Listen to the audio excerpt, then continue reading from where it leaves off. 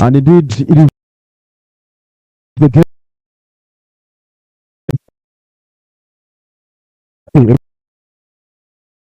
kureba timu yo mujaze ya blue na sports wa white ni timu ya Ambara district, then timu ya white completely bine mikono ya blue, that was of course na shots za blue, that is Ambara City, kind of course bembirwe captain Kamugisha Clinton Daviko, then of course ntureba hoba MPs abatara muri abo baje ko baramuseho kandi baramuseho abazani of course bembirwe right, bembirwe honorable Mwite Honorable Mwinempaka ogwe MP wa Ambara City South na nabakansarazi batara mwana bamwe baje ko baramuseho abazani kureba iteka tekuri ngendo misho akantu mubaze ko kujya murungi turi hari Nyakayojo playground, and of course tunakoranye kizoberi nyine AP Haaland of course mu kizimbe nango na Beckham haranuya ejo zabanze kusiyo kurungi mnonga mubaze ko gukandi nyamurungi AP ori kurungi ndikorunje ubuzima. Okay, tutandikira so ompira gwa Ambara City na Ambara district ogno mpira gwa mani ahabo kuba ni team zona ezikorwa mu rembo orwambarara akandi Ambara City na Ambara district harwenta nsonche munonga yabasize kuba nebaho mu mwaka gwe2020 achebanza cyo kwa mushanjo obu Ambara City ababasa kuba nabagitongora nerga ari Ambara district aho musite mushanjo zibabasize kuba anabagaba koreka ekikuru echo ine kuba no manyampira ogu aguri yakisaye cya Nyakayojo kandi ekisaye cya Nyakayojo kiriyo mu Ambara City emwe mu division mukaga eziri omuri Ambara City. Ambara City erimu divisions nkamushanjo harimo erimu mukaga Kakoba, Kamukuzinya, Mitanga, Beharwe, Kachika hamwe na Nyakayojo ahituri erizoba timu zezibiri and timu ziri kurwanira ibintu by'amana abo kuba edition ehwire ya Ankole district tournament azona zikabasa kuba niziremwa okubasa kuba nizirga omu group stages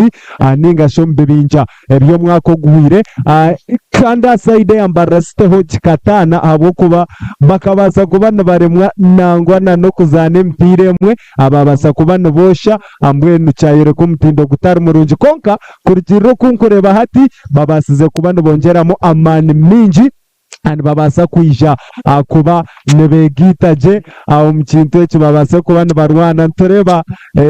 Honorable Mwinempaka ojuka basize kuba natekaho akasente kinji ya Gerati abahagizi mubare cyo mpira babase kuba bagorebera busha akandi ariyo nagenda no misho no kuba nagambana n'abantu bitu timu ya Kashari ningashi Ambara district nabo district tournament yahwire bakabasa kuba baremwa okubana barega omu group kandi babasa kuba boreka omutindo mubi konka tureba babasize kuba nabo bongera mu mpora edition age babasa kwija batiremwa amani mingi mwenu twenda kureba emanze ne hanohora aremwe hanohora base kuba nakizaho mutahiwe amani konka echo ine kwetegereza no kujango rizoba turiyo ntorebe ntaranta nungi okorgo munsi zankore kandi cyasinga yo kunshemeza no kugira ngo abazana bingi barga omu region ya Ankole tukugira ngo babihiro kunoko abanabana abanyankore ababasize kuba nebija kuba mbarwanira district zabo kure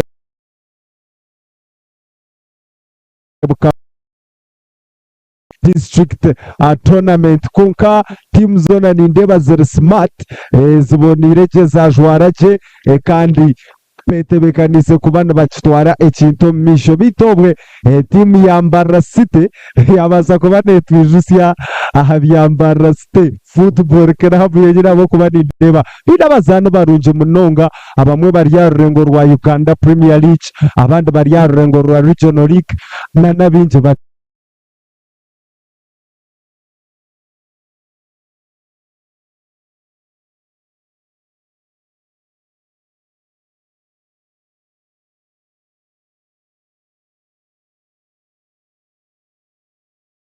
kipa kan coach number 1 Barita Karim Ramadan bin Mahad Rashid bin Ndifuna Bernard Gaddafi Kachanchu Bebe Swali Seguja bin Gerard Ogweti Kanyike Muhammad Saddam Nasir Babuji Sari amuna na Mugume Brian Shat 17 aba district ya Ambara City. Then on top of course bin Hobinji Kakembo Hakim Bon Matov Kaijasane Kamya Uthman, Mulambuzi Hamza, Clinton Kamugisha, of course nabo nyiri basikora batandika na mnonga kandi barikuria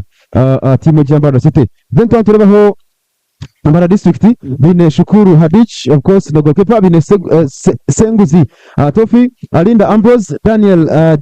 Jackson, of course Sunday Julius, Biaruhanga Kenneth, Ahumuza Cliff, Ivan Mayanja, Agondeze Edison, kandi bine Asimu Habat hamwe na Moses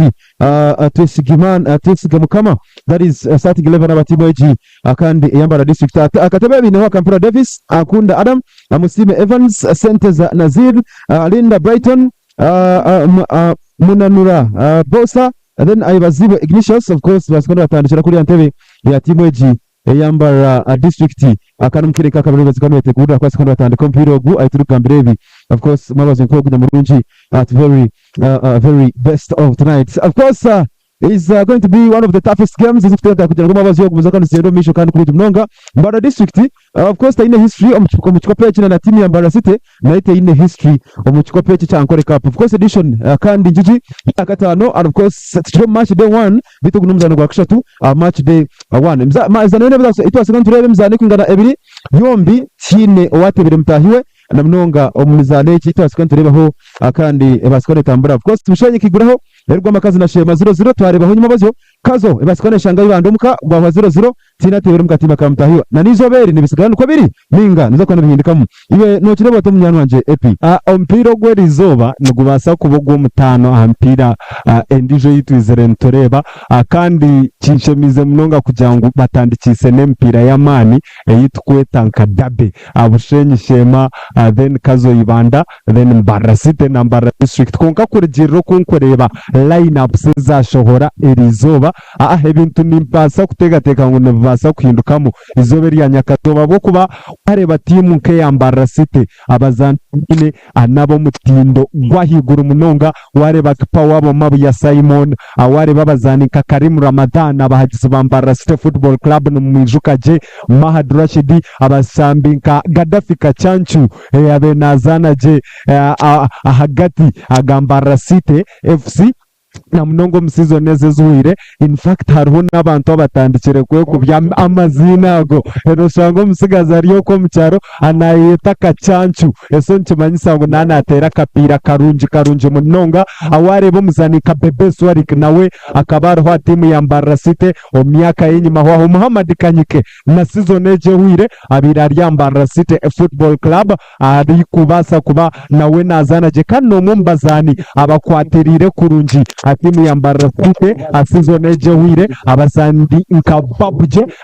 no muzana murunji kandi nazanira ha timu ya Volcanoes ababasize kubana bebembera Regional League ya Saudi ya kunu then na Mugume Brian konka nurebana na abasambi abatandikira hakatebe ka Mbara City nabo nabazana bamana abo kuba wandu noreba nkakayijasane ompira akagusamba kurga kare ahishomero ya Citizen eje ya kaberebere hari singiro so nacenga kapira kamane Munonga Sadati Subuga na wakaru wa Mbara City Kamya Uthman Clinton Kamugisha captain wa Mbara City na wacero umusombwenu niyo kwenda kuhameza erizoba goro obo mushanagujwa obenjoregwa goro zo ntutekwa kuzireba mwami Jose.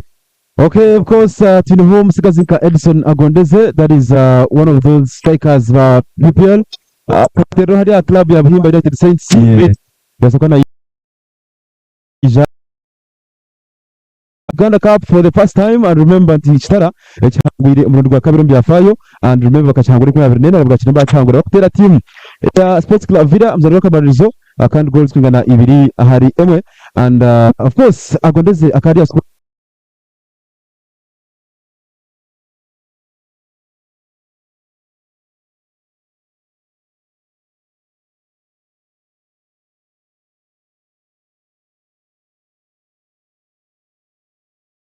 Mbara City TV kaza timanyizo beri yenda kindebereho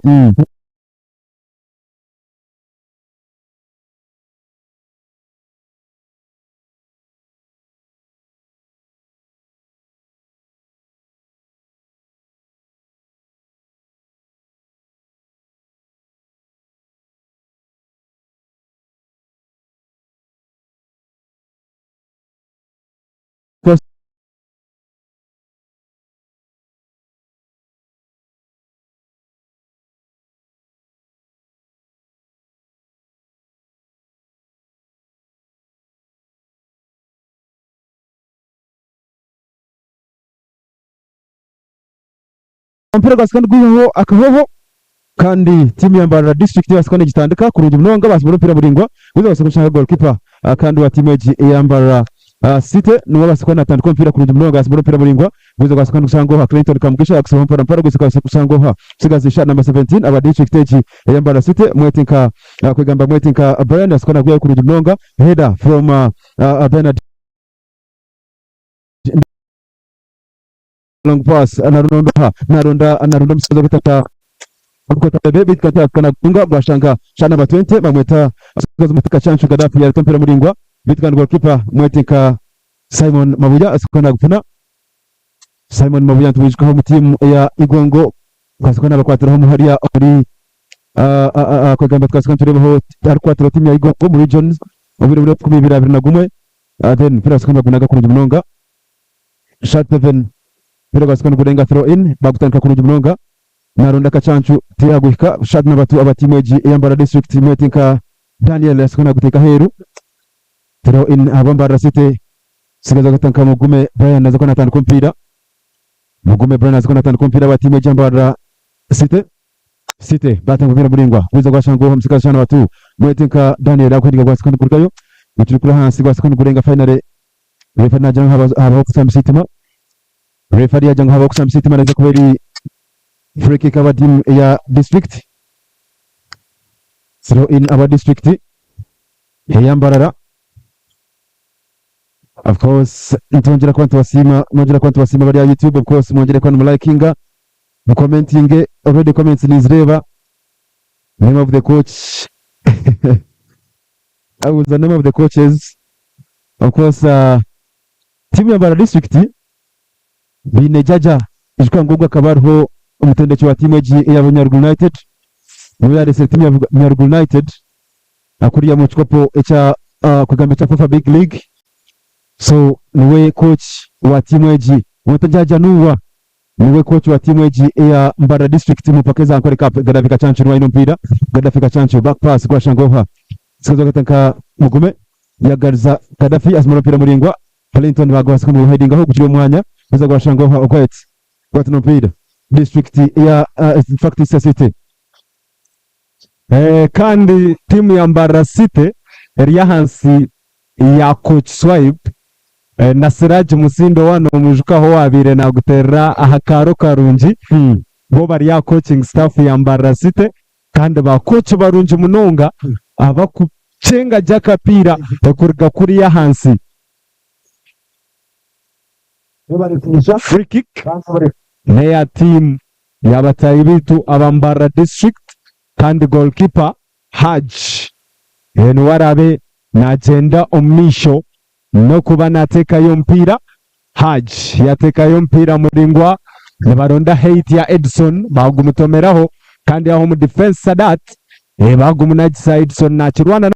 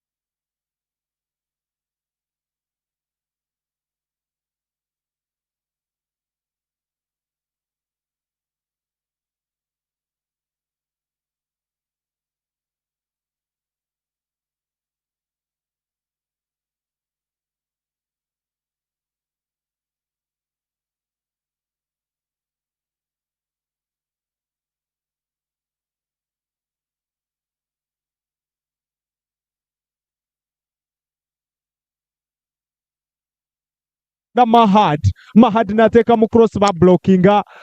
nuguza heru nugukuba ogwo kutambika kandi ogwa batayi bitu abambara site refa ine cyakugambaho side yeruguru kandi Mugume Brian niwarabe natambika omupira ogwa timu y'abatayi bitu abambara site Barasite nabatekaho mpira muringo box goalkeeper Haj yabasa kuba nakwata kurungi narebuka kubari alato muri buri kimwe kikwijaho nakwata kurungi mpira ogu kandi hansaha Muhammad Kanyike Barasite FC material nagarraho enyuma nabaretaho muringo mbaronda Gerard Ogweti bagumutomeraho legwijana kugaruka hagati ekanti timu y'abatayi bitu abambara district Ivan Mayanja nagarraho ahenyuma mpora mukanambisha tu Julius nateka mpira mulingwa nabatomeraho mpora ahenyuma aho mutimu y'abatayi bitu abambara City goalkeeper Mabuya Simon na kwata kurunje munonga goalkeeper Simon Mabuye asikana mpira mulingwa kurunje munonga gwiza gwashanga mu defense chat 15 abambara City mpira asikorwa muyaho Tureba musigazi Mwetenka Kanyike agwambara City najya kwa na dribble gano mpira cross ningwa gwiza gwashangoha ogwetse mpira gumisa goalkeeper Shukuru asikana gushanga finale yagunyweza kurunje munonga nogamba kimunyano wanje Moses Atulinde of course ari mu Northern Uganda ogwene obi wanje akandi go ariko no following hari ya mukutwito gwa YouTube cyo rukana cyane cyane munonga ogyagira ngo mweta Ajuka Spencer Kashari Ju yes niza kwantu chireba Sadat asimula pira muringwa washanga gwet here comes Kachanchu Gaddafi back pass pora through pass na Ronda Clinton sinawo gwet no pira gwet referee agira ngo hapana pira agwet asakwana kwata sigazi Gerard Ogwet pira asakwana kwata iranga neza kuba eri free kick wa district eyambara neza kuba eri free kick abwambara 0 City 0 edachiko of course n'umushanjuza basakwane stambura umushaka cyo kubanza tukiri umushaka cyo kubanza bitkandi referee nagira ngo goalkeeper bamushambira ho kubi of course naza kwitaga medical attention goalkeeper naitaga mu medical attention kandi umusigazi Mwetenka Moses Dr. Moses niwe senior medical attendant wa district Jambara kandi kurigahari muri Wizwera Town Council that is Dr. Moses yasikona hwera umucyayi kwasikona rebeho kandi goalkeeper icyabase kwanci mubaho enshunga nuko zicemerire gukira 0 City 0 district Bito ijuke ngo turi live aha tayari West TV kandi iwe ine DSTV no twatara hari cyano bishatu nkaga na mukaga kandi Star Times ya dish no twatara hari cyano benankaga na munana Star Times antenna no twatara cyano 235 Zuku TV no twatara cyano 0 nshanjo na mushanju kandi Azam TV no tushanga aha cyano ya bishatu atano na mukaga Is a free kick wa district Jambara. Free kick wa district Jambara. Sigazi Ambrose Alinda. Defender wa district Jambara simula mpira mulingwa. Turemitwe. Agondeze. Zinao Kachanchu. Kachanchu Gaddafi. Gaddafi Kachanchu bate mali hansi refanaja free kick. Sigazi Edson Agondeze yasekwa na tema kandi neza kwere free kick wa district ya City aba City bina free kick City free kick crossiningwa teka ho chest control sigazi senguzi sibana guteka throw ibasa ko batandi pora Gaddafi sina shana baten Mwetenka Ivan Mayanja no mpira kuri hansi naronda ho shana ba 4 aba district Mwetenka Sande Julius mpira muringwa gwasikonduza heri throw ine ba City throw ine ya City gukiri 0 City 0 district akozona nimbara konka hariho City na district isa throw ine wa City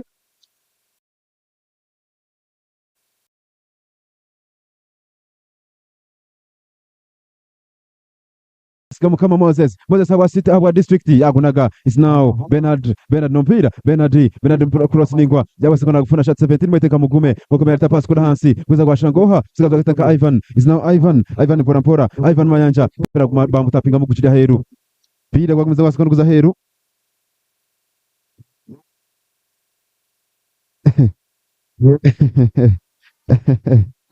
This is Amon Raymond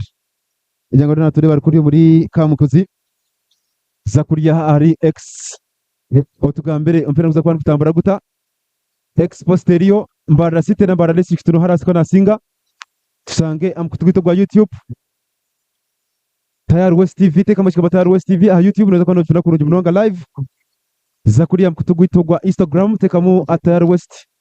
unaweza kwa nofuna kurungi mnonga abine kuko kandi tokwasa kuza YouTube still basikono hariya Google teka mu www.rnews.com unaweza kwa nofuna Tayari West kado tugambire ompiro gwe no gurebota ningashiriza kwa kutambara guta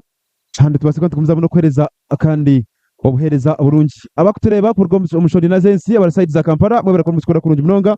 abakuru mu Northern Uganda mwe barakora mushikora kurungi mnonga abari muri Entebbe mwe barakora mushikora kurungi mnonga abakuriya muri akagamba bari muri Mpigi abari muri Rengo ba district ya Nakasongora bari Hoima abakuru muri Chegegwa Fort Poto Shenjojo mwe barakora mushikora kurungi mnonga abatoro n'abatoro kati mwe bari kutgonza muno abakiki bapoki babori mwe bari muno kwa mutgonza mukozi reki amananu kandi nitubagonza enganje nizaito tore cross ningwa Kachancho abasikona rabamu Kachancho from Mbara City is now Daniel with the header from Mbara City is now great pira good of target. It's gonna be a goal kick for Mbara district Sikazogo Ogwet natera namba mwende bonire nateka ba defender pressure kandi nuhureba inemwa amani mingi buri kwa gutaho muri ba defender abajabiriza nabasa kwija kuba umutebe murunje munonga. Of course turiyo turekera mu dakika 12 turiyo mu dakika 12 ya comes Addison Gondes bakumuyaho Clinton baskaremeraho Clinton Alliance final referee na free kick referee yajanguni free kick Clinton basikona muzanda kubi referee najiranguni free kick kandi basikona bazanda kubi umusigazi bari kwetanka Clinton Kamugisha musigazi ndifuna Bernard defender wa timu eji Mbara City ndifuna Bernard shot 5 is one of those defenders abo kugira ngo ni barungi Bernard cross ningwa na rondo ha Clinton goalkeeper Shukuri asikana rgaya tapinga mpira guchiri hansi kuri abasikana bakufuna ba district ya guteka makati sawa gwashangoha musigazo itaka Kenneth arata pasa hansi benyi mwetaka Neima eta cross ningwa abasikana gushangosha namba 19 mweteka Moses twesiga mukama Moses no mpira Moses aba district Moses na dribble mpira tare cross ningwa iyi mpira asikana bagwamo izinao Kachancho tenga pasa makati sawa kagamba Kachancho Gaddafi bagona mu shot 8 abasikana gushangosha namba 4 mweteka Julius Sunday pass kuri hansi tare shot 10 bakutomera mugwarenga throw in abo Mbara district 0 City 0 district hakuyagira mabweta Center de Brian yajangu another draw on the road ona shomda chike 13 zonkaza chaka cyo kubanza wari tomininga ngo draw habwachi bamanyiriro kureba za 0-0 toka manya bito ijuke ngo batayi bitu aba Wonders nibo bakutekamu Ankore district tournament yabere 2026 sente kandi bakuretere bintu nyamwinji ebyo kurebera omubiri gwawe na no kweyonja ebine ebyo kurebera ombiri ebyamashoche ebyo kuyonja omuka yawe ebyo kuyonja amasahani n'ebikopo natwara tugende byona ne babikureteraje aba Wonders products batire mwaka sente kije munonga nano rero uniform zone nyinji actually zone ziriho Wonders always wonderful kandi bo bari kwa muteka mwaka sente kije munonga milioni 10 eshaheze bazi kwereza sebo no muzindaro ningumza hasi no furira abantu bacaro ndode cross lingwa biza gasanga Mahad mwati yagufuna kandi basikana gurenga throw in Mbara City Mahad yatamikompira muringwa gwashangoha sikaza baketanka Babuji no mpira kwa Mbara City Babuji against msikazi waketanka Moses bagushanga Mahad yabasikana kumisinga final gudia corner flag referee najirangu is a goal it's going to be a corner referee yajirangu neza ko corner aba district in fact Mbara City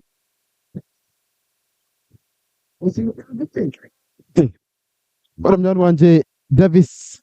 Mugera yajangwa kuri muri Kitagata Kizoba Bushenyi wari kwase kono sambuze nshongezo kurunje mnonga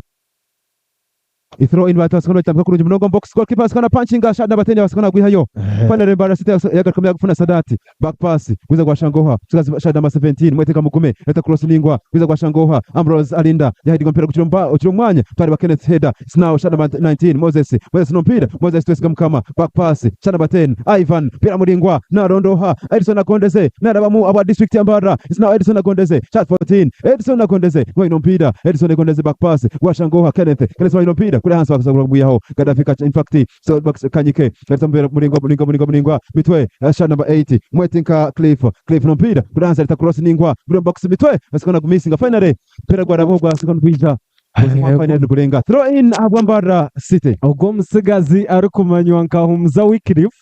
no mumbazana binemosho nungi atire nambisha tu ya timu y'abatayi bitu Ambara district na leta cross nungi kandi tureba Edson Agondeze ebintu no shabya mukizama hano mu winge yakunu so yasharamu kuza mu winge yife kandi hati enture yatandika kutekaho uburyo bw'amana side Ambara district goalkeeper wanje warkwetaka Brian Tukahirwa they changed the tournament from Ankole district to Ankole. Yes indeed izina rikahinduka previously ekaberi Ankole district tournament but hatiyan Ankole cup Ankole cup niyo turiyo tureba kandi mu edition ya gatano and of course tuyambuza no kuri hagati ya district Ambara City bakuzana na Ambara district hoze ko of course it is Ambara Dabe and mukiri 0-0 edakika 30 mu dakika 17 dakika 15 cheka cyo kubanza kandi mpira kukiri 0 Ambara City 0 Ambara district. This one says Asasira Fiona. By the way, Asasira Fiona na motivate mwine kurunje mnonga nati agira ati Ambara Ju tinmano mayisa Ambara City Ambara district tinkumanya Ambara yero kadi yargayo Nasri Sadat yasakona afuna yero card yasakona kadi ya chensu yero kadi yabanzo mu mupira uko yero kadi yo kubanza kandi musikazo gutaka Saddam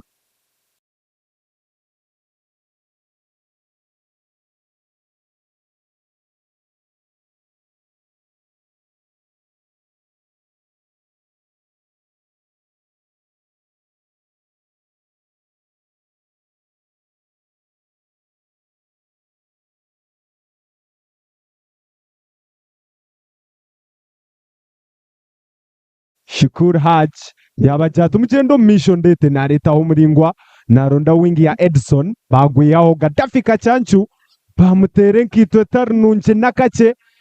bamutere nkito bimunonga umusigazi Kenneth Byaruhanga yabasa kuba akazogo Kenneth Byaruhanga nazanda timu ya actually we captain wa timu ya Bwizwera United. Oh yes. And of course shot number 21 wa timu eji ya Ambara district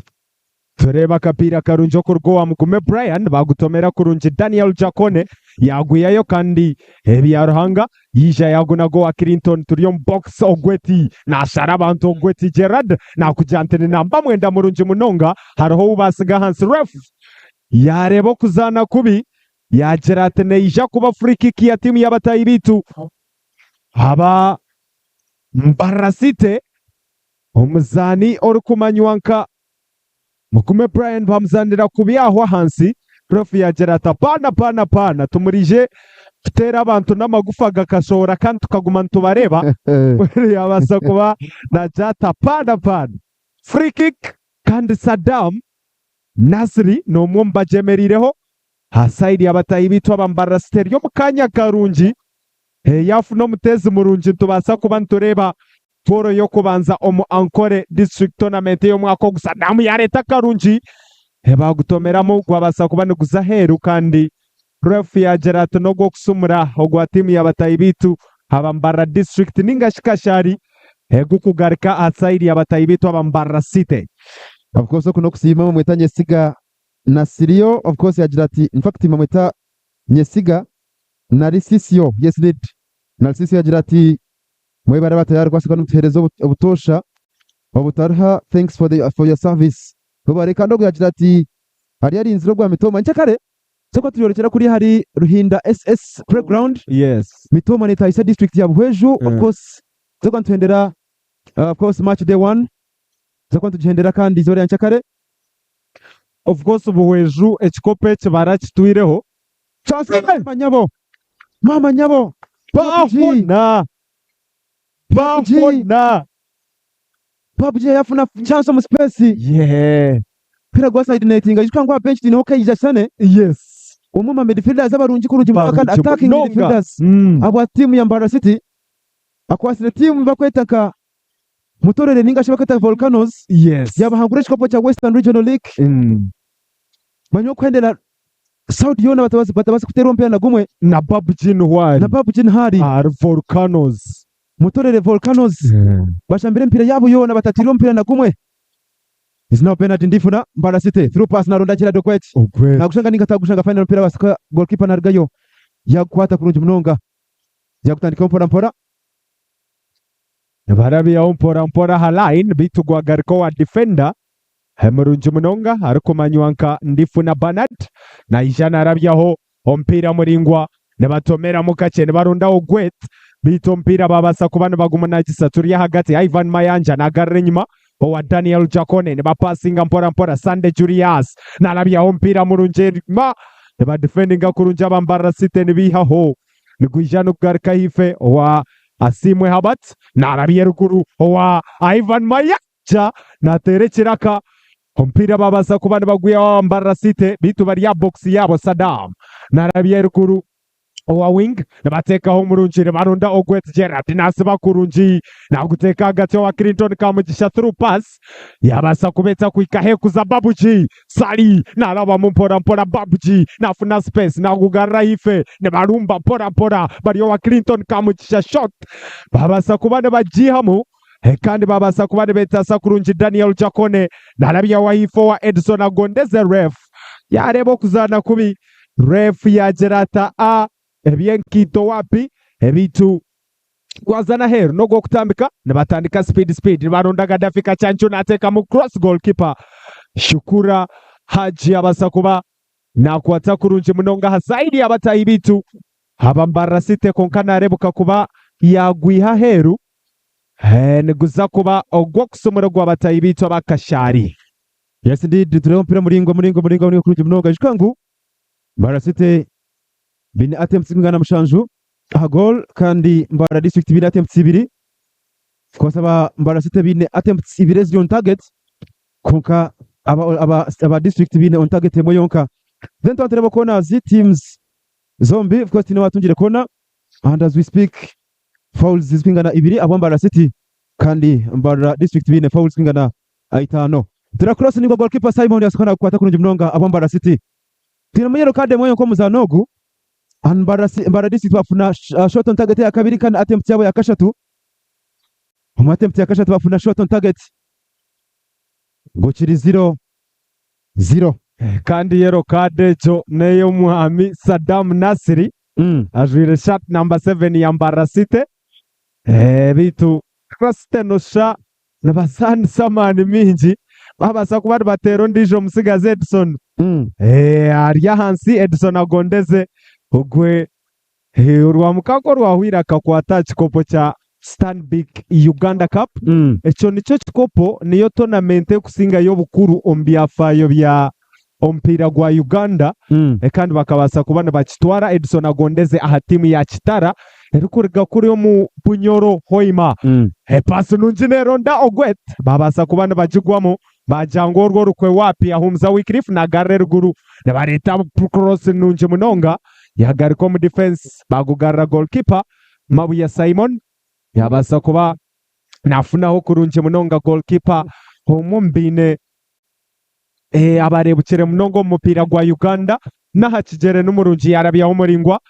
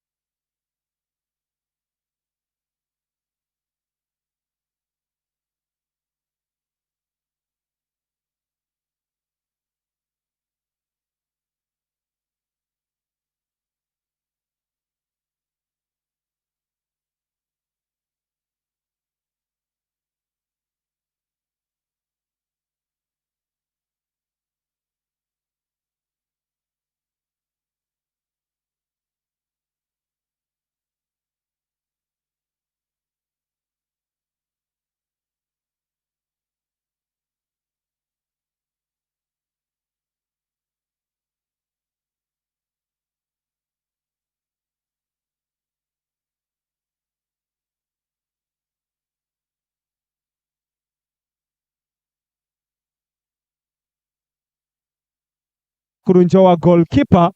ahari kumanywa nka Shukra Haji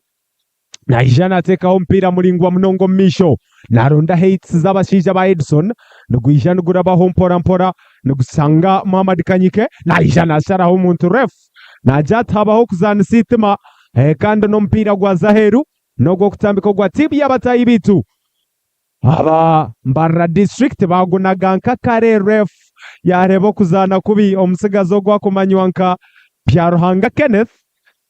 tugwo kubanza natere nkito nkirebuka no mutezi murunji wenkito na konkona buri wakubugana na mujatu tokunda baho tafunere byawe abasa kuba namusiga yitaka mvite kunenyima timu ya Mbarara City nabatandika umpira muringwa baronda Gerard Ogwete bagumutomera waha omusigaza kumanywa ka Arinda Ambrose bikiri kubyaho mbox ompira babasa kuba bagwiyaho neguza he of course gukire 0 district ya Mbarara then na City neka nyine kiraro 0 turyanya kayojo playground. Remember ni omuzano gwa kashatu match day 1 ngashi omuzano ro kubanza basikandi guraho group stage zona and turi harzana urakashatu nchakaza kwantendera omuzano ro kubanza tukanturihendera kuri ya Ruhinda SS playground mitoma neta isabu hweju omuzano gwa kubanza bina throw in Mbarara City bina throw in and of course musigazi Mugumera takurosindingwa mitwe gwasikana gurgaho Runda Fahad yasoro muntu omwe kandi Kenneth yasikana gumuyaho gukira line final mpira gwasikana gurenga abari YouTube of course message nizireba yagira ngo mweta Barnabas Taremwa akurga muri Nyakarama Shema South ajati Mbarara City zakwane hangura gore mwa 0 this one is Vievire Samson yagira Mbarara City 2 Mbarara District emwe yagira deno mweta KTSJ Edson yagira Mbarara District win Akashar win. Of course, this is Muchunguzi Duncan Yajrati from Nyachozwa Mitoma Mbarara City win 1-0.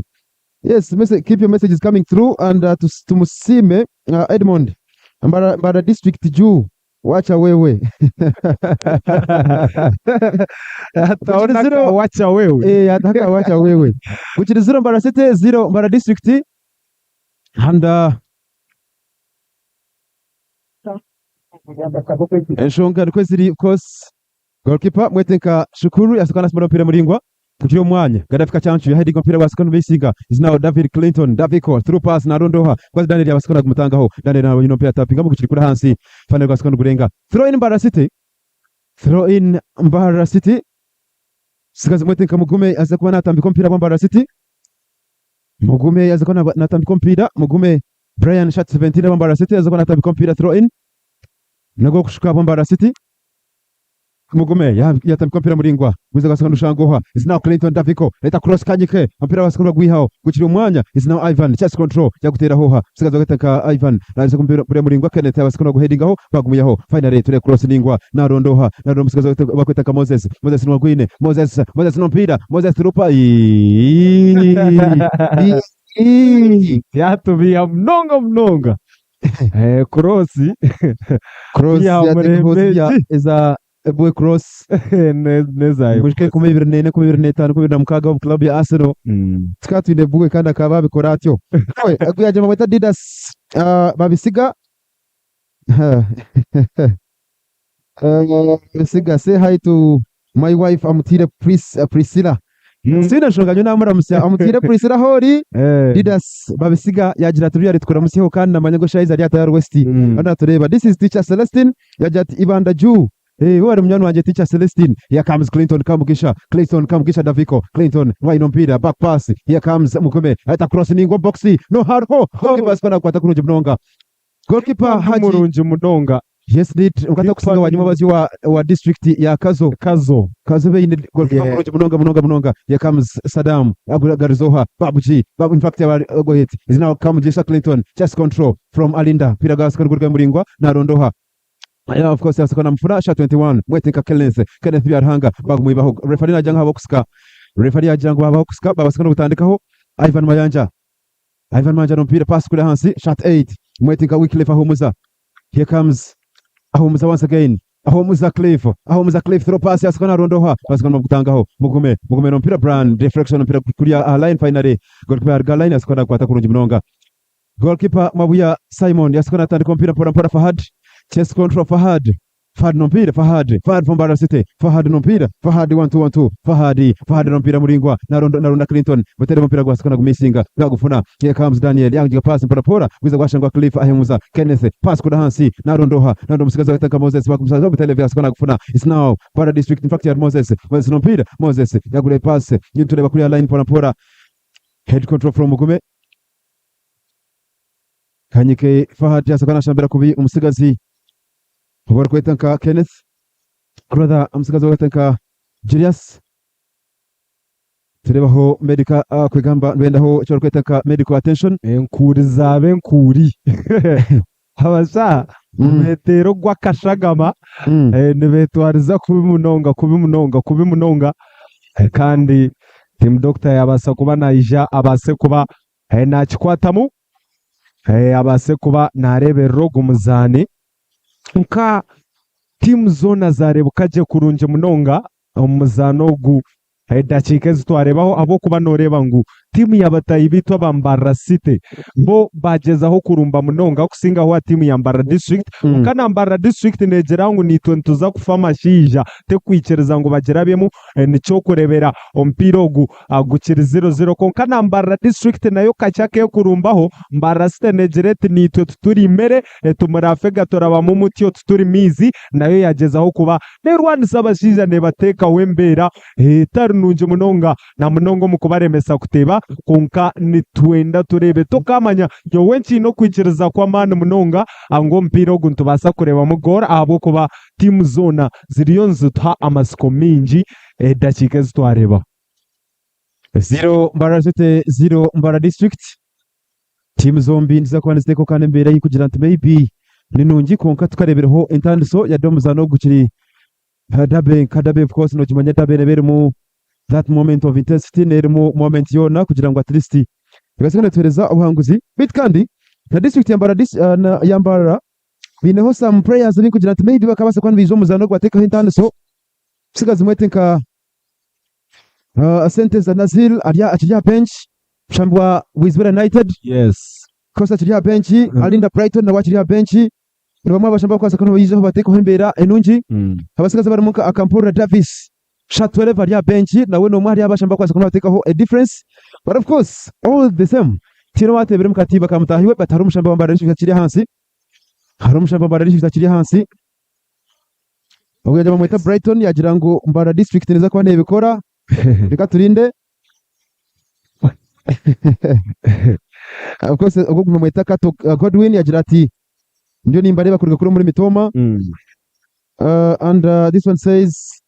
ndamukize mumweta Byaruhanga Banis yes yagira ngo big up to Thomas Tayebwa big up to the whole staff of the West wale of course kwa sikono chikora kurunje mnonga ondeno yabuza what's going on people don't score what is it system kuri harumuka beka muyanateba goro kemwe konko bwatarumu maybe ishwa ngo musigazo gwe beka makashambera ho timu yantungamo umwedition yeko 2023 kana shambera district yantungamo konka yateba yozinga yakomere dore cross ningwa goalkeeper sikona gureka final rwarenga then na timu ya Mbara City bineho abikugira ati maybe bakasikana bije bakoreho intaniso Chineho abasigaza baramuka Hakim Kalembo Tina abasigaza bakataka Mulambuzi Hams yes Kamya Uthman bona bakiriya bench Kaiza Sane na wakiriya bench maybe bakakoraho embera kandi kugira ati maybe kabasikana itana hari yeji Nyakatebe Kambara City kabonire na Pepe Swali kakiriya bench yes kakiriya bench nabo basikura yizaho kandi akora intaniso Ukijama mweta Silva and of course waiting for Isinjiro ebindi nebusha no maisha nkore cup nebusha binga no maisha ki na kucenga mujano wa Silva yagamba mukubi kubi kandi najimanya koza rebero mpira gwa ibanda nakazo nyuma bazyo riyare Edison agondeze eje kwa nasoma mpira kwa baba sikona kusiba kubi yasaba ebya itawe turebye ubwire bwa Philip Sendros byasaba kandi throw in aba district ya Mbarara City Mugume yatamka mpira line izina Babiche no mpira gwasuka nuguza ha line mpora kandi gwarenga neza kubera throw in ndijo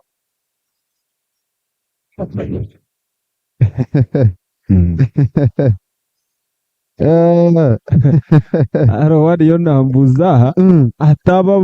bumukushoma message zabo bo bakoze search just no za YouTube ubasa kuba nofuna kantu ako konka timu ya Mbarara City na Mbarara District mpira gukira 0-0 hagati Clinton Kamcha Daviku nateka umpira nibatomera mu mpora hagati timu ya batayibito ba Mbarara District babasa kubana baguna go Gaddafi Kachanchu narabio wa Mahad Rashid nakona munigarko wa Kachanchu ompira babasa kubana bagunagayo hati timu ya Mbarara District barumba mu Saddam na Yanga Saddam na gugarere guro wa Mahad Rashid nabakonemwe Gaddafi Kachanchu na touch for bane basindika Gaddafi Kachanchu hariya hansa hingambira kandi yabasa kubana imukaho mpora naye kwata mashija ebitu refu yabasa kubana aba free kick kandi ndifuna Bernard nuwarabe natandika ompira asaidi abatayibitu aba Mbarara City Bernard nateka wakapira karunji basaba hukurunji box Gaddafi nateka mupasi nunji babasa kubana bagwiya mu Saddam nagarra umutwe wa Mahad Rashid nasaba kurunji nagarra wenyuma wa Bernard ndifuna Bernard nateka yakapira karingwa yanaga Edson Agondeze na reta mpora Chitara Football Club material na ijana shara mpora nagarra pase nyuma bagu naga Gaddafi Kachanchu nateka opasi nunjo wa Ogweti bine spesa ife Clinton Kamuchisha chance bamwechonse kamu abashija baremesa Clinton no kubasa kubana maririza kandi bazara kurunje munongo mpira baguyaho ahumuza Wycliffe nateka hagati owo musigaza kumanywa ka Ivan Mayanja pasi nunje munonga naronda winge ife owasimwe habatse nabagutera nigo basa kubana gushora no kugenda hero noko kutambika ogwa Mbarara City kapira kabasa kubanika kwa Tom Hoho ariho wagira ati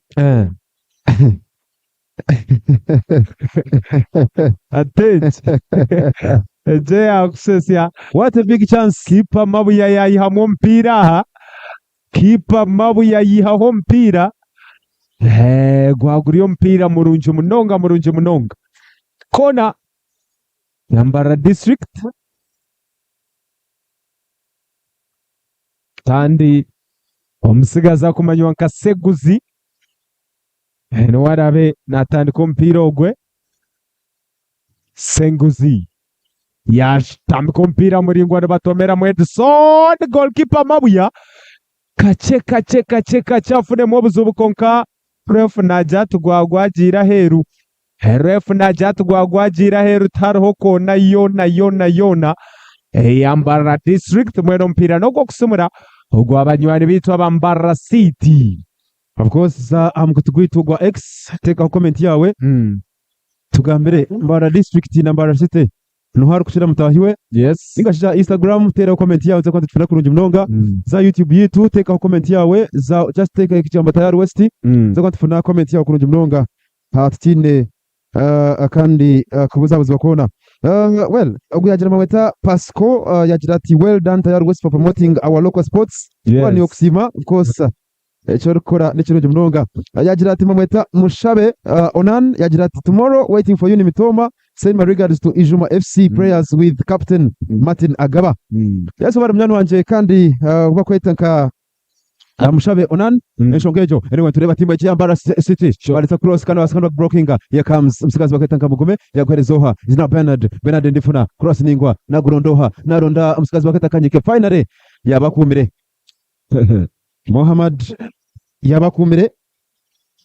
Mohamed Kanyike yabakumire shot number 26 wa Mbarara City niza kubera free kick afukose jambo mweta Agaba Derrick mwere kutuhereza nitekateka Mbarara District niza kuhangura gore mu 0 bari kusinga timu ya Mbarara City nuwagaba Habibu yagira ati greetings to HOD Mr. Josh and all SWSA families watching from BSU that is hano muri Mbarara City bari kurunje mnonga good evening Rampara ni shambana na isingiro ryari it is coming humura it is coming afunza kwa twereza Tibayungwa Crispus yagira ati still 0-0 nuza kwandikwa 0-0 kare zoga ntufuna kandi biraskona birgayo dakika twine ananina echweka kandi necho kubanza just second zoga twaswa ntwendera echweka cyo kubanza turebe inshoku za second stambara Mohamed yasekwa nangiga pass kura higuru uza na kuronda kanyike no mpira kanyike Muhammad for Bara City kanyike Muhammad Noaha isnao kachanchu Gaddafi pira guri mwanya Fahad in fact Mahad yasekwa guteraho okwe it is now ture atro pass wano yasekwa arabaho is now Clinton kamugisha Clinton pass ture Bara City wano chance mama nyabo what a big moment umwana yatera defense mama nyabo Daniel Jakone yatera defense yo vunanizibwa mama nyabo bahona Mbara district can now breathe bahona Mbara district can now breathe ogogo gwago batwire aherguru throw in our district in fact our city throw in Mbara City Mukume Brian yatabika pira muri ngo boxi no hardho goalkeeper sakona punching gukiro shana batwete Gaddafi kachanchu yagwasikana gukwataho tureba pass pora pira gwasikana gurgayo gwasikana gurondoha is now Mukume in fact Mukume no mpira Mukume pass kura hansi na rondo pira sakona gunaga referee najirati idakikana n'itano ntoza sakona zendera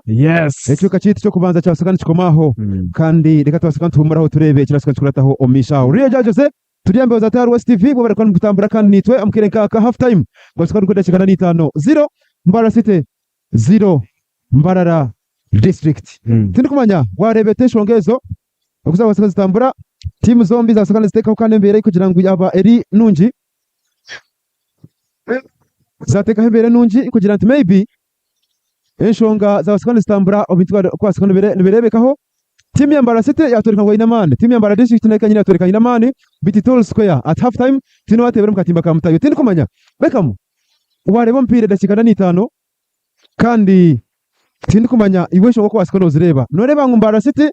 pressure basikano batekaho Neymar kwangura mpire ubwo ninga Mbara District ecyasanga kiretaho difference itakurebeka mu cyaka cyo kubanza niki of course cyo kubanza byona ine kugira nti district eyambarara baruzinga ho composure ninga shitu bakoze sampira mnonga kusinga ho district rather kusinga ho Mbara City ni time yasinga kozesa umupira unakorwe rizoba patwaza kureba even abo chances babasa kubana baruzinga ho chances zamani babasa kubana baragemba missing chances zamani but cyo kubanza byona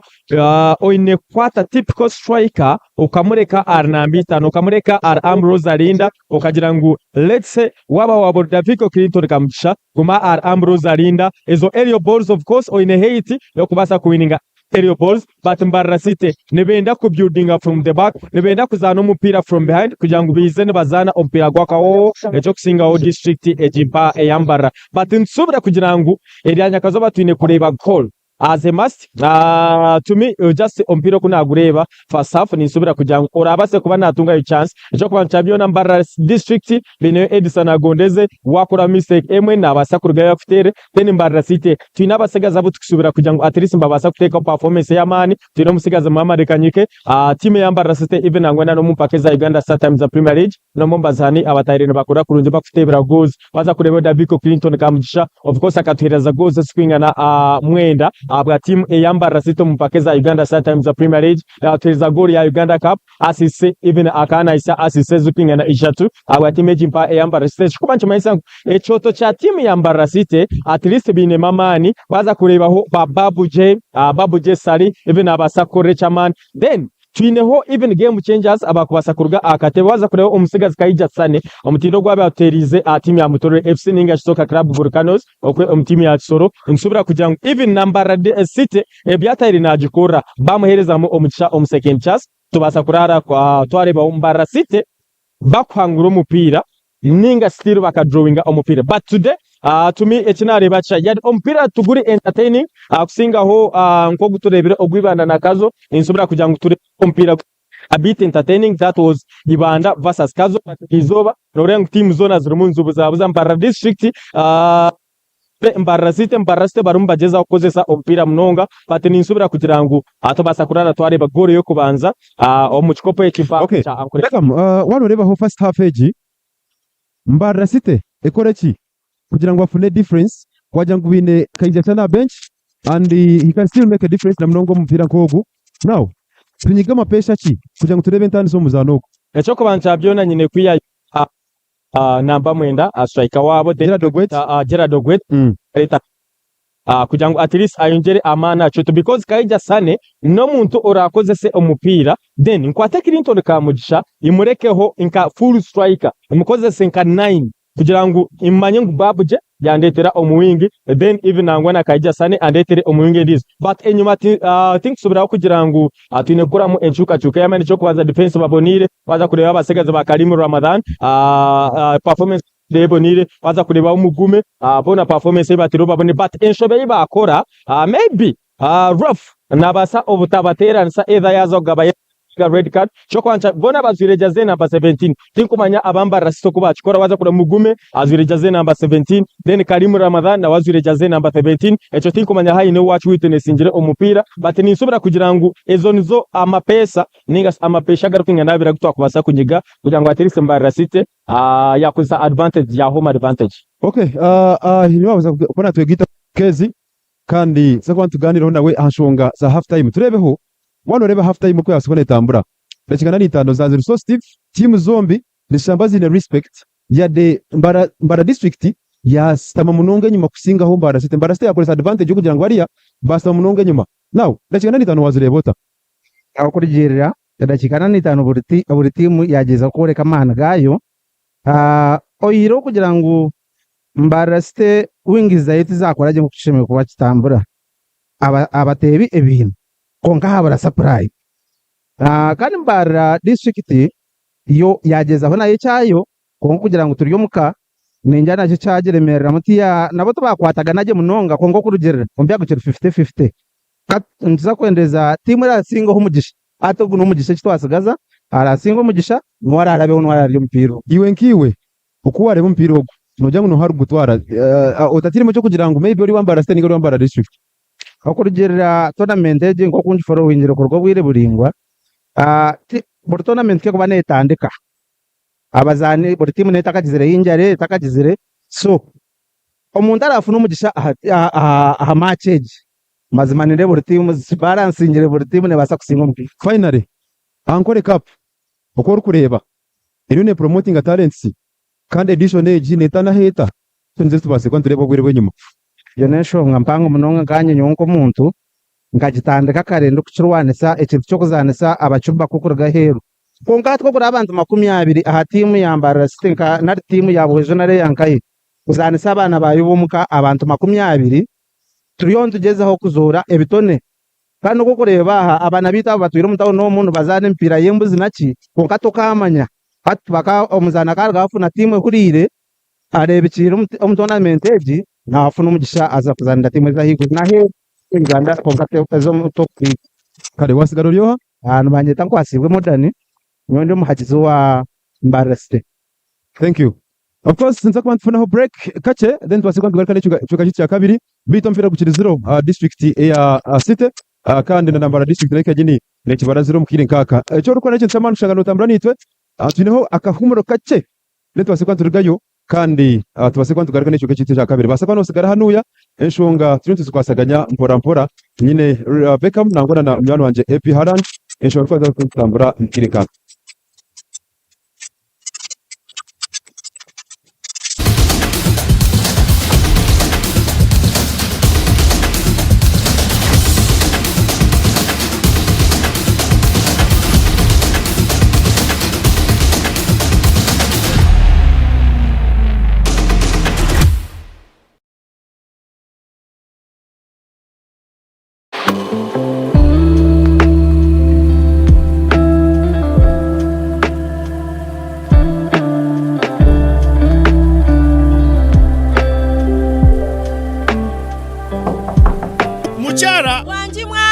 akahoho kararuma rugokwe kukaransonasona nkunyije na bene iwe.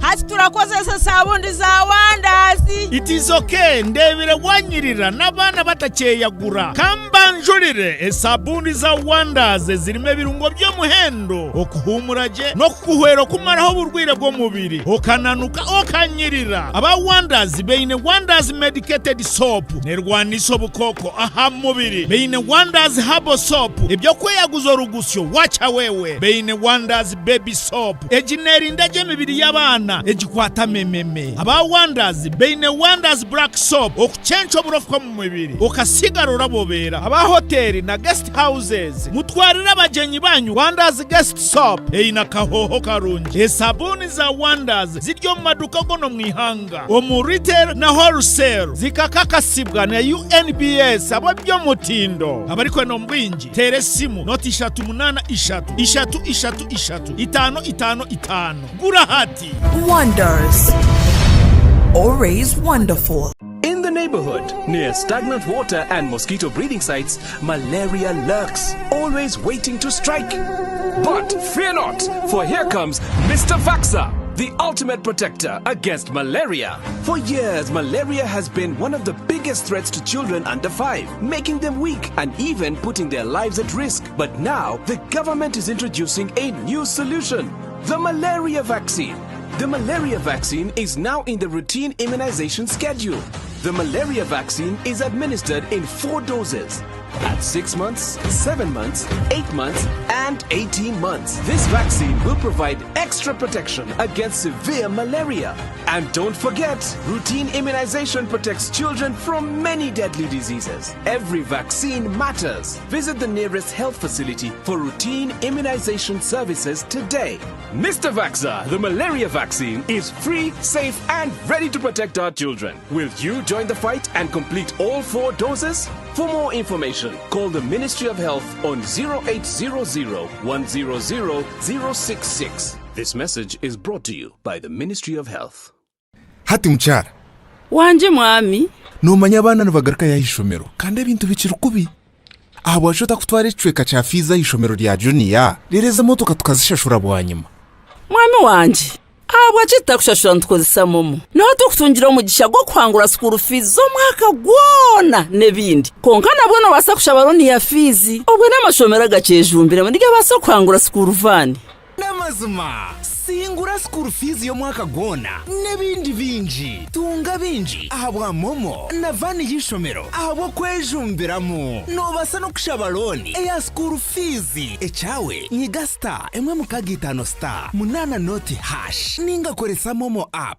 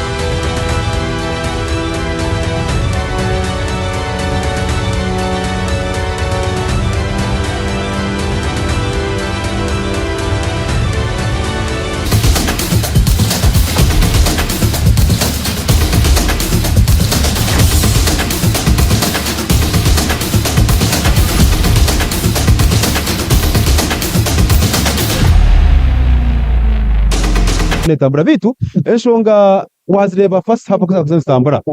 prediction ejiba basakano tutandika nayo I think rero nejya kane hindukamu tukarebere goals of shambeda shikazi kurenga muri amagana 2 because twagita ho zire shambere kinana kuri yo muri banda shambere kinana muri shema arado muri ibushenyi hati no shambana ni 5 tukarebere goro nemwe nuko biragume top strikers musikazi nka Clinton Kamfisha twine Edson Agondeze bona bari mu team zese ninganiza kwihindukamu to me nimbaso butata naone kinana agambere because bona ba strikers babonire but twena twansubira kugira ogunugo muzano ogutwine kubasa noture ogutwine kureba mugore yo kubanza age cope chan Cup and by the way kugira ngo narebe ekintu cy'omuzano gwitu ekyo kubanza nisubira kugira ngo at least orabase kuba natera goal emwe yonka naza kuba naruga omupira but still ni defending a team eyambara City cyo kwanca byona bakozesa omusano mnonga anisubira ngo anu babasa kurara bargayo basinga either omupira aninga shi bad drawinga omupira tubase kuba ntegereza tuntu cyo muzano citu echa kabiri then tubase kubasa kureba okubira base kuba nibirgayo bitandiko teba kumanya ngo team yambara City bagarra mabuya Simon Omugora then Karim Ramadan central defense even arumu nano mukuru orukumanyanka in fact Karim Ramadan nawe nomwe omuriabo ombatandikiraho central defense then amasigaze kama Rashid nawe yabasa kuba nargayo natandika teba kumanya ngo obwati ekitundu cyo muzano citu echa kabiri cyatandikaho na foul yes abatime jimpaha eya mbarara City abasa kuba bargayo bakora mu foul batureka center referee omukuru kumanya ka Felix yes omwe ombanyamakuru Rangana Felix arimo nagezaho kutorekaho his refereeing skills kandi mpira yabasa kuba nargayo na containinga edakika 25 ezecyoka citu cyo kubanza hatarumu okwemurgunya kona anturebaho ecyoka citu echa kabiri mpura kumanya noho arabase kuba nargayo nakozesa advantage kugira ngo abase kuba nargayo nasinga omuzano ogumpa reka tubase kuba ntegereza edakika 45 ezindi eza second half noho urabase kuba nargayo nasinga omuzano ogumpaha arabaturika omukuru kumanyanka baturika omukuru kumanya habat isana bagarikana bakwatamu abambara district jase number 10 omukuru kuma Radha Ivan Mayanja nasana onda jase number 19 nagarikana guheza jase number 6 mwete Ambrose bakwatamu Saddam Nazil baturika Ahvat Radha Ivan Mayanja tira pasi nunji kurunda gwet garikana bakwatamu Gaddafi Kachanchu na umukume jase number 17 nasana ona Kachanchu Gaddafi Kachanchu Sarwa timu yambara City former police player now Saddam Nasil Gaddafi Kachanchu bagarikana bakwatamu Karim Ramadan msano wa timu yambara district Radha Mbara City even captain wa timu yambara City FC nagbagisana una Edson Agondeze ndifuna Bernard omomba sana ba timu yambara City sana clearing experience nchiza heri kangu 0-0-0-0 rwagati ya timu zezimpa akoreka pujikangu last edition bona timu ya rugojiro group stages Mbara City ekaremera group stage kangu ishonga zaka City zikazi nyingi Mbara district nabo group stage byabaremera nubisano atera pasi ningwa mnonga kulonda papu jesari pira nugwizado kumsikana bateka umutwe chase number abambara district batureka jase number 19 abambara district mwete Moses Turias twesiga mukama kanga amazina nagabanyankore bonka mwene hateche sente kiterire abokuba nahurira rwekwaso yenda kubeye sente omwako guire ekonkado sata kasente kizire nkazamu nkarebuka abokuba hatuwa banoreba nkizoberiye rizoba hargayo musizo mwe yajarata ebyabahagize no kubashashuza ebyapana erizoba abantu barebere busho mpira mwenoreba ngu na sponsorship sezizire ni nyingi wanda zetire mu bukade 10 tayari West mpira nejoreka mwene buri kimwe nkigenda kurunje munonga Saddam ina kapira side ya Mbara City yagunagijura nabija kubarabya mpasaho hurakagwe nabijana bago defending akurunje munonga mbagara Owa ndifuna Bernard na isa na arabia mpira murengwa nabijana bakona mu bagwi ba Ivan Mayanja yasibura Edson Agondeze keeper to beat ya gutero mbichu Edson Agondeze pana tia basa kuba nagumaririza kurunji banago mugisha gwamani munonga hasaidi ya timu ya Mbara district tabaza kugwefuza kasiza yaba batahize jo mu box konka bamuremera umabu ya Simon hamuserezata nabanikia mwaka mabuya ayirabya ompira muringo bishaho Kachanchu bagumutomeraho kwa garker kurowa mukume babasa kubana bagumunakisa Karim Ramadan naija natera back nunje munonga naguteka omukona kona yo kubanza mu kicweka cyo muzane cya kabiri yafuna timu y'abatayi bitwa Mbara District no shabagarika binamani mingi Mbara District no shabagarika binamani mingi kandi side y'eruguru bine kona Ivan Mayanja nakuba natera kona y'abatayi bitu Mbara District ninga shikashari naza kuba nareta kona refa ine cyakugamba refa ine cyakugamba yagera tumugere micwe mucyorere mureke kusindikana ref yagera ati nimbareba kandi tinkwenda byatwarika kunu twazahari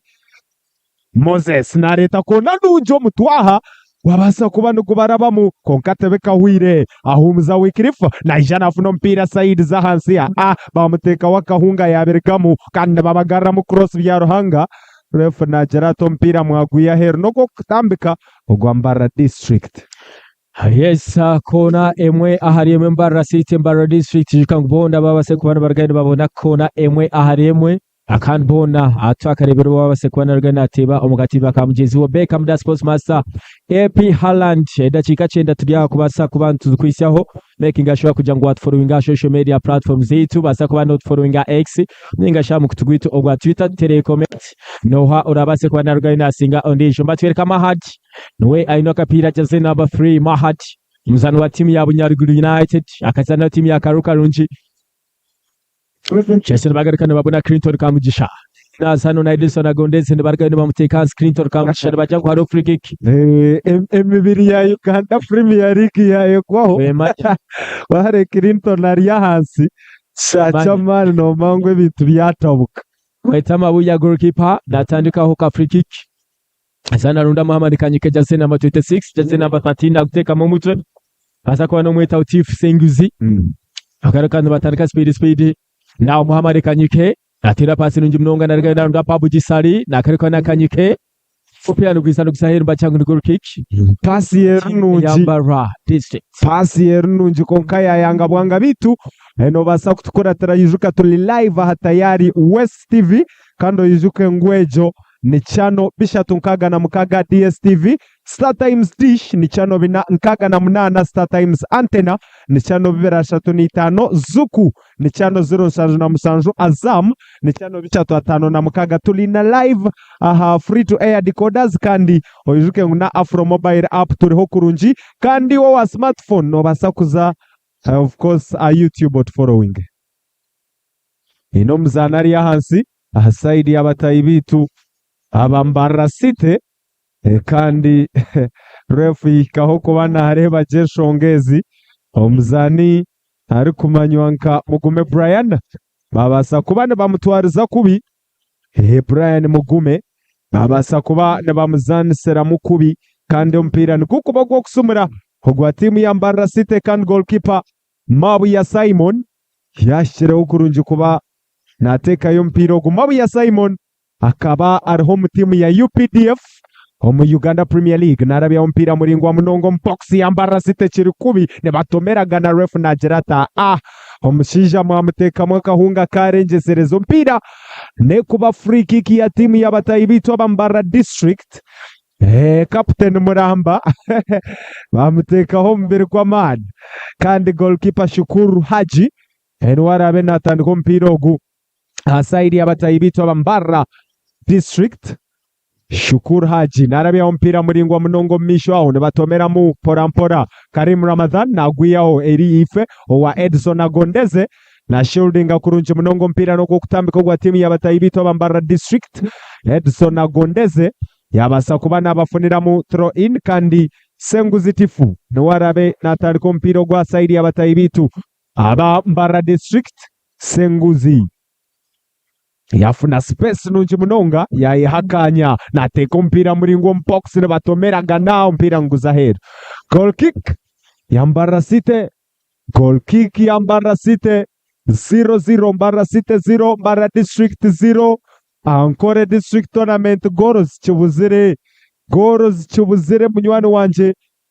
abo kuba hatogu nugugu abo mpira gwa kasatu tutakureba mu goro wade Mabuya Simon yagera tukangurete tukamanye kirargeyo Mabuya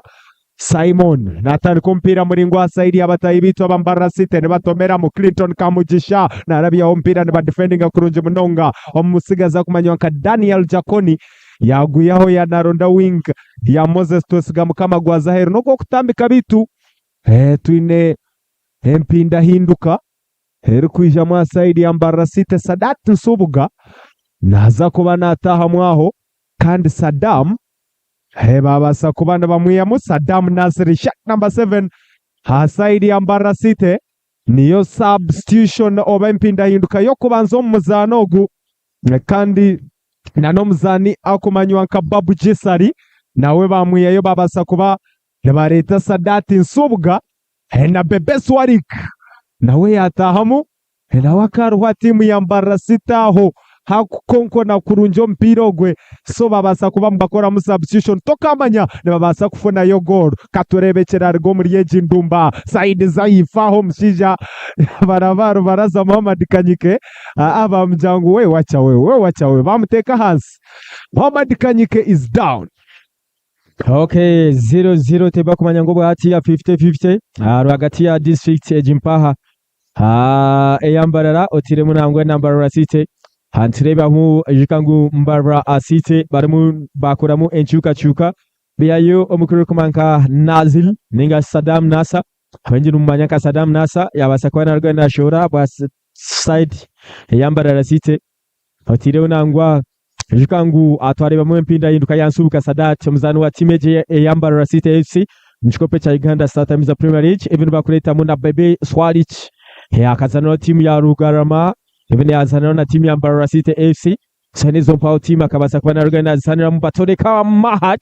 haemeriro free kick na Clinton Kamugisha habasa DJ ya Mbarara City mbenda kuchekinga gore kipa Shukul Hachi Kamugisha mpira gwizano gusa over the bar umupira gusa over the bar bamuringwa munonga Mbarara City they are too wasteful bageza kushisha chances mbatoleka Shukuru Haji ikangubo abambara district drone bane bakora hawuchenyi bari yabuchenyi mwene bateka which bus batoleka Shukuru Haji jase number 23 natarike chipira chiringwa mnonga bisana bateka umutwe Sadat Nsubuga jase number 11 Mbarara City nalunda Muhammad Kanyike na kusuba kunje mnonga line bajangwa agwisire bajangu no gushikana gwa district ya Mbarara City Barata nogwa district ya Mbarara ninga Shimbaro district bisana batandika afro in Mbarara Edison Gondeze na tereka Anju mupia nugwizana gusahira bajangu ngoro kick bachanangu ni goal kick ya Mbarara City Mabuya Simon former UPDF player natandika na Mukume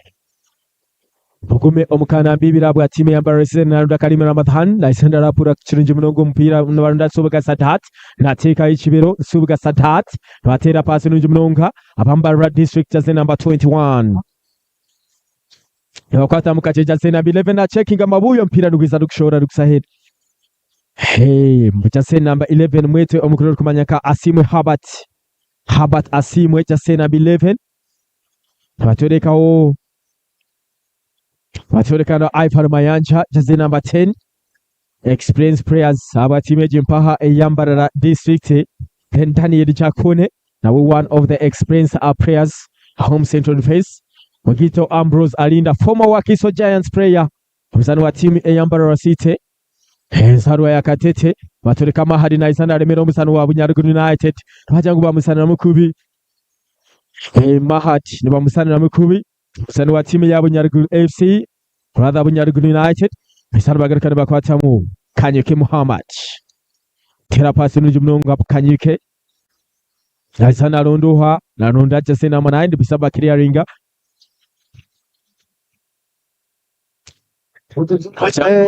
nindeba abakutukora terakanda YouTube message ziriho nyingi wiki na Gerard Vibe ni ejo kandi ati byangu Christmas na Gerangu echirunju ngubo bamanyere result ngo nukukwa 0-0 kandi wagera Julius na chat kazo juu kandi indebo guna Gerard Kashari 1 Mbarara City 1 bamweta Asimre Babra we bare mpangare okubasa kuba no kuratera Sasera Fiona we ataho esheko nkirebuka ya matwenje mingi.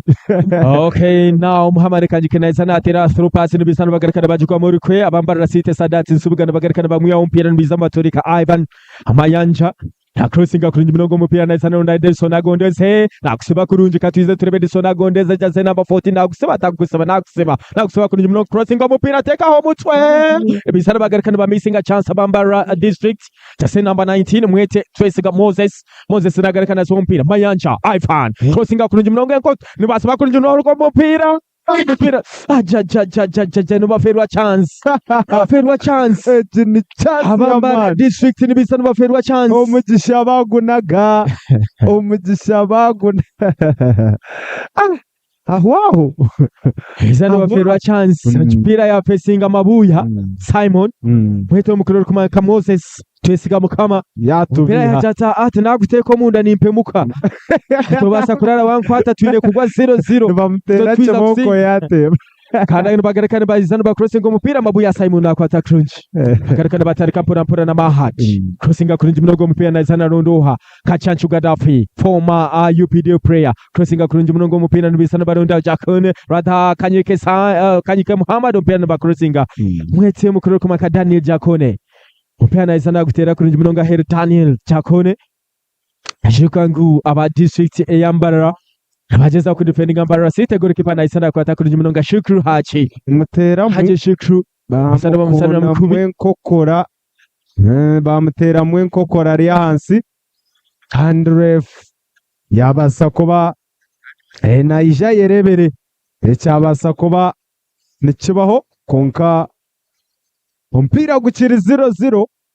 Mbarara district yanago mukishagwa mano mudakika ncheza arabaho kandi Mbarara City second half yo kandi hati no strangwe byo kuteba babagera ngo mbe mberekere bazana kumunonga sofa second half konka kampani yo ngo babasa kwija bakongera amani 0-0 no hotchiri side zife Moses na irusi akapira na kashangara ine bagumuna cross ya Ruhanga Kenneth na batomera pira baguya ono kwe setting wa Edison agondeze nasiba kurunji Edison mwibiri na leta cross nunji ne batomera mu Kadim Ramadhan na setting wa goalkeeper mabuya Simon yabasa kuba na kwata kurunji munonga barabo wa Muhammad Kanyikife abakona mugwara baho wabasa kuba nuguza heri no kutambika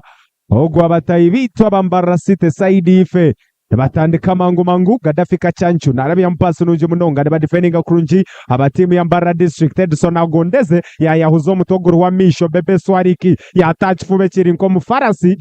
pasi ya hendere rimbi okorgo mwami Mugume Brian kandi gwarabaho wabasa kuba nuguza heri no kutambika wabatayi bitu abambara district ninga skashari yitu YouTube ino nareba yagerati Kashari kono Mbarara district bajindre bajete Kashari district bamba mweta aran mpira baguine kurunje munonga barabo muwingi ya hife Moses acheza ukuba nabinga ho kachaki abaso mpira bagumuremesa ndifuna narabe ya mpira ne bakona mo Muhammad Kanyike ne kugenda heri no gokutambika ogwa Mbarara City Mahad Rashid warabe natambika mpira hasaidi abatayi bitu abambara City 0-0 Mahad Rashid nateka mpira line nibijana bahinduka kurunji Muhammad Kanyike nabareta mpora Kanyike nateka musizazi Kanyike nabareta natera pass batera pass akakwata binyasi hakikaho kurunji munonga nabagura bya kurunji Gaddafi abasa kubade bamusindika mu refu yabireba Gaddafi Kachanchu bamukwata mwaha ahihi na hagati y'Chai kandi ref yagera tapana ebyo tutorabikirize abashija y'aba Afrikic kandi ndifuna Banad na shippinga kurunja kapira batomera kurunje baguyeyo Arinda Ambrose negwijana kugarika hagati basiba mu kurunje munonga Humza Wycliffe na Arabia opase nunji konkagwa ko mwami akumanywa Mugume Brian yabasa kuba na defendinga kurunje munonga kandi yagonjera kimwaheru Mugume Brian okurga timu ya Karo Karunji na banabiye ruguru wa Edison agondeze na red cross baho na simwe Habat mpira tiyabasa kuba na gusiba kurunji kwabasa kuba nugura baho nugwegendera heru Mbarara district bashishe migisha mingi mu kicweka cyo muzane cya kabiri bashishe migisha mingi munonga ref haine ekyakugamba yagerato mugarike yo mutandike kurungi munonga tibya speed yayirira tibyo kwahuzana nabarabya ompira murungi Gaddafi Kachanchu natomeramu rugwishanwe setting wa Clinton yabasa kuba narabaho kurungi naronda Muhammad Kanyike Mbarra City connection Muhammad Kanyike nagarra wenyema owa bebe swari through pass naronda Mahad na ishanareta mu cross nunji urakara rugomu goalkeeper yabyanga goalkeeper Shukuru Haj yabyanga yabasa kuba nazo mwanya kurungi munonga nabakakapira ke hatene barabo wing yasimwe Habat agukona mugwaza he. Okay, so far a boring match. No piro ku boring okajoteliyare. Utabarazanye ekikope cha Uganda Star Times za Premier League because waza kureba ho kacheka cyo team zezi kaza kureba abazani bine experience abaratire mu kikope cha Uganda Star Times Premier League abazani Clinton Davigo kamjisan Subga Sadat kaza kureba ho Bebe Swali aratire mu kikope chi Karim Ramadan aratire mu kikope cha Ambrose Alinda former wakiso chance so far team ya Mbarra City then waza kureba ho Ndifuna Bernard pona barasa n'ekikope cha Uganda Star Times za Premier League baza kureba umuzani Muhammad Kanyike yaratire Uganda Star Times Premier League obwate nazana team ya Mbarra City Gaddafi Kachanchu former UPDF bwate nazana team ya Mbarra City pona noreba kugira ngo even angwa former team yanyamichobora even akabasa kwa nagiterera umupira noreba kugira ngo babasa kubana baruga imbatwereza umupira group link areka tubase ko bantureba season yahwire ikangu last edition zona team ezimpaha kwa bogambe chikope cyankore kapo shangu churonke shenda ko shangu chikopo ni chara bati yambara site bajangwa ne chikafuwe atone kunza nse chikope cyabambara site kibaje tuza kutayira ntunga matana tunga mu bakantera so byona byao katubase ko banturega intureba referee Nagambachi aluna sotinga abazana umpaho haza kurebaho aba district ya Mbarra City so far so good abazani Sunday abazani ka Sunday Julius Daniel Jakone abazani Byaranga Kenneth then ahumuza Wycliffe bona bari barunje mnonga teammate mpaha baritaka ija sane aba team ya Mbarra City Steven bashoza oha kaija sane haza kutamu bana batire Mbarra City Chiria Citizen za map bakazana team ya Rugarama abati anasana team ya Mutore FC Volcanoes kaija sane omwe ombazane barunji barumbaza kora mechuka barumwe bazakora echuka refu najata mubaze mutandike goal kick chatu mubaze mutandike goal kick tukore mechuka maboya Simon alito mpira munuje mnonga Barito mpira muri munonga mbizamba tureka Ndifuna Bernard natane tachata bakoresha Ndifuna Bernard mpira no kwisa hell Ndifuna Bernard yakozere mistake Ndifuna Bernard one on one Rukangu ya Jinaka Segas kahapa tasimwe very experienced player chance ya mano mukora hamba nakacheka mutere call Rukangu bakutera goro bwati yo mu kikope cya Kore Cup tinkusubira kugira ngo nubana ugiye mu dakika kezi ezatoroke mu ceka citu ecyakabire numiya yo mukoro kumaka ogweti okuna kushobora bya ogweti etazena manayiri bari takayija sane yabazanireke bera kongera mamane kai omukoro kumaka Gaddafi Kachanchu bateka umutamburuza Linda bagarekana bakwata Mbarra City now omukoro kumanya ka Bebe Swari natira pass munje munonga right reka tuze kutureme na Runda Muhammad Kanyike namubona atakumubona ndio omukoro kumaka Linda na crossing munje munonga kipira nikiza hino bajangu dogo kushika dogo team ya Mbarra City Mbarra City mpira dogo kushika batureka mahati Amomba sana barunja timu ya Bunyaruguru United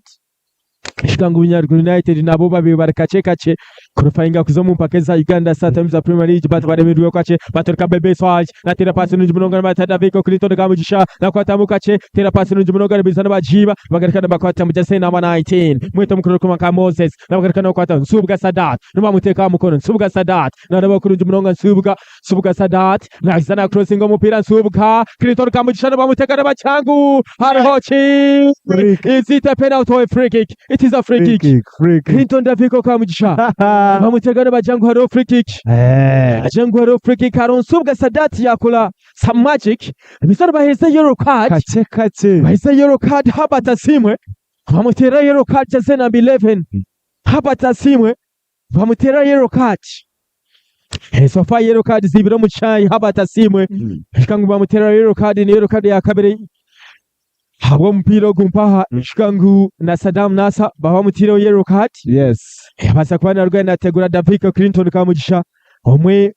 babiri ba top scorers Bempa Kesa Uganda sometimes a Premier League gozo zikwingana mwenda in his first season hawa time jimpaha Eyambara City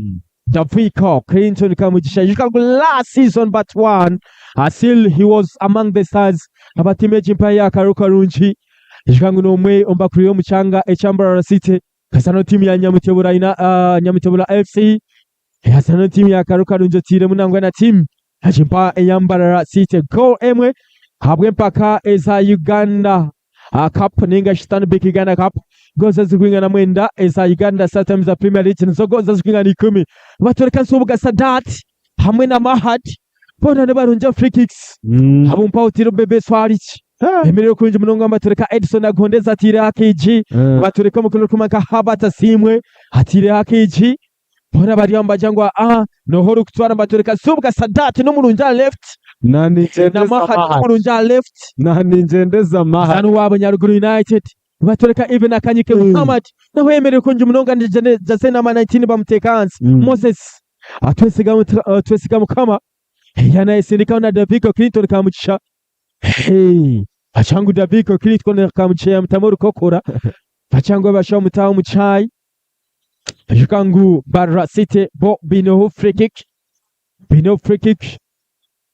batoreka bakirmana bashatu ningash the three wise men ahumpaho nkakobo kuchimanya abo mbibure three wise men nsubuga Sadat Mahad otiro na kanyike Muhammad pona pabiri bakazano timu ya Mbarara City ninga pabiri mbazana timu ya Mbarara City omwe nazana timu ya Bunyadukuru United kanyike Muhammad yabarikamu ajatishiriya hari imwe abo ntandikira tukakora munka ka Luka Modric na Toni Kroos then omukoro kumaka nsubuga Sadat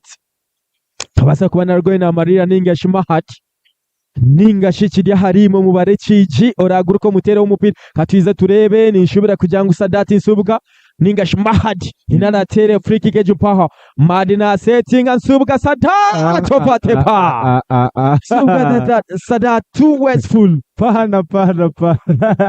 subuga Sadat yabasa kubana binge binyonyi ebyaba mbera baraba higuriye cyayi kandi mpira gwabasa kuba no kugenda her nogo kusumuro gwa timu y'abatayi bitu Abambara District eninga shikashari ahenyuma goalkeeper ari kumanywa nka Shukuru Haji naza kuba natandikaho mpira hasaidi y'abatayi bitu Abambara District 0-0 turiyo mupira gwa Ankole District Tournament kandi Shukuru naza kuba natandika mpira hasaidi y'abatayi bitu Abambara District Shukuru narabya mpira muringwaho narondaga dafika chancho nakwata mukace gwijanugura wa Ivan Mayanja bagumunagisa Bebe Swadik ahiya atahiramwa ahagataho yahahindura nebijana bagarre nyuma abatimu y'abatayi bito Abambara District gwarabaho kwabasa kubanuguza heru no kutambika Mahad nateka waraino wa Muhammad Kanyike na ijana afuna line kuno munamba 11 na garra wa hagati wakaija sane na passingo wa Bebe Swadik abashija batahamu bachina mani na gugarre nyuma wa Karim Ramadhan Mbarara City material na rabya umpira muringwa batobera mwaha Edson Agondeze nateka ho bateka weningwa na baronde misinde eyo mwami yakumanywa Kasimwe Herbert bitu pia basa kubana gukwata goalkeeper Mabuya Simon Aisha yabasa kubana afuna kurunja saidi ya Mbarara City nateka umpira muringwa ne batomeramu na gwijana gwe setting wa Mahad nateka omutwe ne bijana bafuna mwaha gati Mahad ne bashielding wa Pepe na garro wa Mahad na hindra cheshongoro nateka wa nsubuga Sadati ya omuntu natachi yokubanza nsubuga Sadati nateka osiza yokubanza ya omuntu sha yona kaijasane na ya omuntu refu yaremesomo shot kwa heru Muhammad Kanyike bitu yino wananda kurekora waya haheru ya boxo mwami yakumanywa Kagadafi Kachanchu refu yabasa kuba namukingiza kuko mpira kugwagumiza mukaza wa Gadafi Kachanchu shoti yabatire kakapet karunji konka bambi kaba katari ha target kandi karabaho kabasa kubandika Zaheri no kusumura ogwa abatayi bitu aha Mbarara District goalkeeper Shukuru yajat kanste hare batakagartere basigaza kipa Rwanda Ivan Mayanja wakora cheki Kashariona Yahwaman Ivan Mayanja shot nambi 10 ninga sikamwe 0 yabasa kuba nagurenzya koro mwago gutekaho yabasigize kipa omwari yomwe mazima ekintu kiyakora tyashemera nakache 0-0 totally disappointed jikango Ivan Mayanja na sana team Empire Express mupakesa Uganda StarTimes za Premier League na kwano gwabanji soldness edyo muchai bona baraterido abinji baraterido mu kikope cha Uganda StarTimes Premier League Mamadi Kanyike na shara mutano ya Sisas crossing omupira goalkeeper na kwata kunoga Shukuru Haji Shukru Muhammad Shukru Haji so far outstanding goalkeeper abatime Empire Mbarara District bisana bagarekana bateka mu mutwe Karim Ramadhan omusani wa team ya Mbarara City he so far sold a home defense ya team Empire Mbarara District captain wa Mbarara City Football Club yuma muri kumanyika honare bumwine paka Karim Ramadhan arwa nyangu Mbarara District enemu atu like 4 experienced players baza kureba omusani nka haba tasimwe jase na 11 na sana team ya Express Ivan Mayanja Express hano bamwe omuteam neck abebire ne gambaho mpora omukatara ka January baturika mu Amerikanyike tera pasi nungi munongana bagatikana basindike kota team Mbarara District Gadafika Chanchu Shadomu Tanuya Rand Gadafika Chancho take a pass na Sano na Mahad na Shadomu Tanuya na Garaka Chanchu Gaddafi crossing akurunjongo mpira now Bebe Sarich tepa pass nungi munonga Kaija Sane crossing mpira Kaija nasisha kurunjongo muchisha na garakana kwata muri bajangu wasana mukubi katurebe referee na gamba kina jati na nenye mahariyo na nenye mahariyo injury kachati mwasana mukubi atikonkana nenye mahariyo injury sanu wa team Empire Mbarara City yachunga mu injury aho inyuma mpora kachati no kumisa muninga to kumisa mu that is ndifuna penalty nachunga mu injury aho mpa konkana agaruka Achati sutuka Ponkaro free kick Mbarara District batoreka Ivan Mayanja nanywaho Ahamiz mete Ivan Mayanja Jansen number 10 then Edison Agondese Jansen number 14 hamwe nangwe na Jansen number 21 Pierre Kenneth ona barumuni banywaho Ahamiz bajangu tubine kututera habujenyi reka kibarinde Sadi Mbarara District bakarange aho Arbiz Bwela ningashi HR Nashkangu Mbarara District bakosebisha ibiri either charubindi ninga shibwizbwera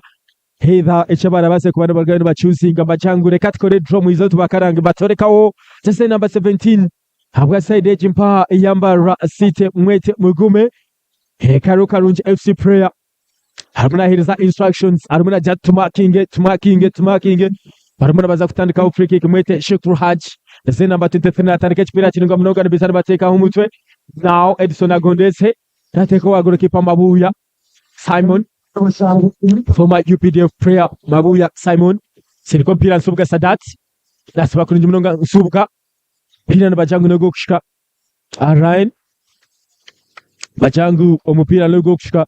Njukangu Mbarara District tubaka kuzire buchuka yona bine akampura Devisa substitute tena bine akakura Adam bine Asimwe Evans bine Sentamu Nazil Senteza bina Alina Brighton omusani aho aishomeria Saint Kagwa mwete Kajungu abenje nomanya baturika jase number 4 mwete mkrokoma Kasande Julius take a pass ni munonga jase number 8 mwete a Wycliffe tera pass ni munonga hari Ryan mbizana bagwamu mkrokoma nyanka Mahad mbamusana mukubi bachangu yero kadi ya kabiro mupira yero kadi ya kabiro mpira mwete mkrokoma ka Kenneth Byaruhanga bameza yero card Kenneth Byaruhanga bamutera yero card aside ya Mbarara District Kenneth Byaruhanga nibamuherezamo a yellow card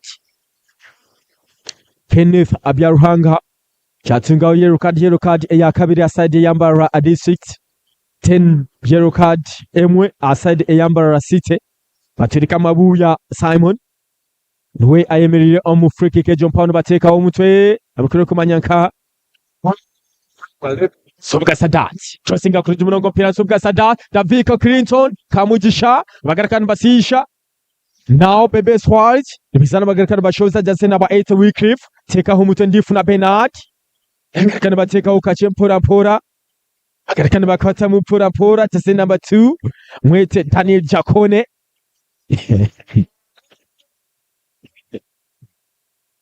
Baturika Kaija Sane Baturika Bebe Swaric now Kaija Sane Sharumun Chanu Yalan Kaija Sane crossing kuri umurongo mupira bakwata mukache katuiza ture Daviko Fore barastene na gol again barastene na gol bacho kubasana mukubi abasaha batandika kwatwe vare mpira gwaba ntwara ngutware kandi Mbarara district ahubwo yajarata mazima tindababihe nyona ahwayo yagarafisiriza hagati y'echayo box ya timu y'abatayibita Mbarara district tibiri kurungi refu yabajata Dr. Rausia tutwine bwira bashambe ndagoro yo kubanzoma nkore tournament Rausia raguro muntu tugendo miso bito mpira gukiri 0-0 tine yabasize kuba nafuna goro muzanogu muri Mbarara dape Mbarara district bine 0 Mbarara City nabo bine 0 of course hati bampizi ba Mbarara City babatashemerirwe honakache hati kaware wa Honorable Christopher bakasha batashemerirwe Honorable mwine mpaka we hati nananda no kubaruka charte kibaju ka muhanda nawe nkago habashade bendera kimwe amagoro kongati gakarebukire bitu n'abambara district nabo mbajya nkagende bushani yombi kubako basa kufuna yakabonero area Nyakazoba nababane bagenda basemerirwe mpora bitu turana YouTube tugendo mission no kuba ntutwara ekintu mpora Sadia Owari mpanagera ngo aba bari yakushisho bwire abambara district tukundane Gilbert nagera ngo noho abe natega ngutorareba ankore kapa TV sebo tayari West bintu yabitereza tukundane Gilbert najate ruhangano w'amani Kabayungwa Crispus nawe najarati ndhondo Brian Tukahirwa najarati free kick ya Mbarara Sitejo yerinka penalty nguwe anajiteba kare Bebe Swarik nuwa ino mpira side ya Mbarara City na ishana shieldinga kurunjo mpira gwe na kugarra wenyima wa defender ariko manywanka ndifu na Bernard narabya umpira muringwa Sadati Nsubuga naronda Clinton Kamugisha na Irusi ya mukache omusigazi ya muremera wakumanya ka Daniel Chakone na ijana teka yo muringwa hagati Gadafika Chanchu na teka ufo wa Muhammad Kanyike ref ajati hino muzano uba zanera mukubi ref ya Geratine Cinta cengaho habamo kuzana sitima hihi na hagati y'echaikano mpira no gwa timu y'abatayibitu abambara district ref yaje tumurinde frembe yanje mureke kututwara speed murinde frembe yanje kandi nyimaha arinda Ambrose naisha kuba natandika mpira hasaidi y'abatayibitu abambara district ningashikashari nateka umuringwa goalkeeper Mabuya Simon yisha yabasa kuba nakakwata kurunji Mabuya Simon abakumwizuka ja timu ya UPDF mu Uganda Premier League akaba ariho kurunje munonge myake yarabireho nateka umpira muringwa batomera muko wa Sadati Nsubuga yabasa kubana nago mpira gwa batayibe nabasaba kurunje munonga pass neronda omusigaza kumanya Kasimwe Habat bitu goalkeeper Mabuya Simon no murundo gundi yabasa kubana kwata kurunje munonga injare aho box ya timu ya batayibito bambara City omusigazi akumanywa Kamugume Brian narebuka kuba amagufa ga musaraho narebuka kuba amagufa ge yegabasa kuba mtayi wanje ngamutwariza mukubi ref yisha kuba narebe cyabaho kandi Mbarara district nekoramu empinda hinduka Mbarara district legendo mission okuba nekoramu empinda hinduka munanura bosa ariyo najaratu mbampe mwenda yajara tumbampe bihayo babiri ebiyayo bakiriyo nibetereza kuba nibakoramu empindahinduka abatimu y'abatayi bitu aba Mbarara District konka munanura bossa nahagera Tamiru ni minje mugere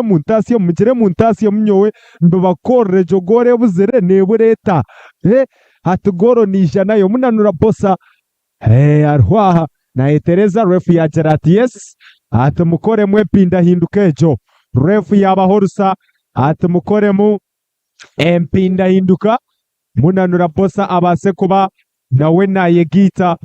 mu bantu aba kandi Mbarara District babasa kuba nibihayo musigaza kumanywa nka Moses Twesiga Mukama akumere nayirusi y'abashija ho mu mbajubaju n'abareta Gaddafi Kachanchu nateka kifuba nagarize nyuma owa Mahad nagarra Gaddafi Kachanchu Mbarara City nibareba kakurunje munonga hariho ubasindike kisindiko bitu timu ya Mbarara District babasa kuba nabagwiyaho bossa nateka ho ka brushing ko kuba mushaba bitu guhagariko wa goalkeeper Mabuya Simon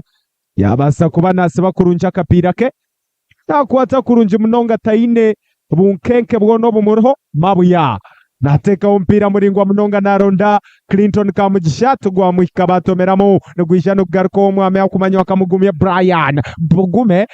bamuteka mwamani babasa kuba bamusindikaho bitu refuti yabireba nebishane babareta Ivan Mayanja babasa kuba bagumuremesa baronda Sadati Nsobuga ha wing na ijana siba kurunje Sadati Nsobuga ngugu nabarabyo mu rubaju na leta pa cross yemo shokipa yabiyanga Shukuru Haji akwata kurunje munonga saidi y'abadayi bita Mbarara District 0-0 Shukuru Haji narabya wakapira karingwa munonga nibaronda bossa munanura bagumutomera wa Ivan Mayanja na Jate bikawire nibagarife wasenguzi tifu na ijana garra mu mpira Mahadi yaguyaho nibaronda line ya Kaijasane abasa kuba naguya hero mpira neguza kuba ogwo kutambika gwa timu y'abatayi bitu Mbarara District ninga shikashari nigugarika ahasaidi y'abatayi bitu Mbarara City saidi ya hife nibatandika umpira nibalonda munanura bossa bagumunagisa hati hagati nibareta pasi nibaronda Clinton kamugisha bamusindika refu ya Gerati mwena haryoru nabereba kurunje munonga refu ya Gerati haryoru nabareba kurunje munonga free kick ya Jitao Clinton kamugisha babasa kuba bamusindika.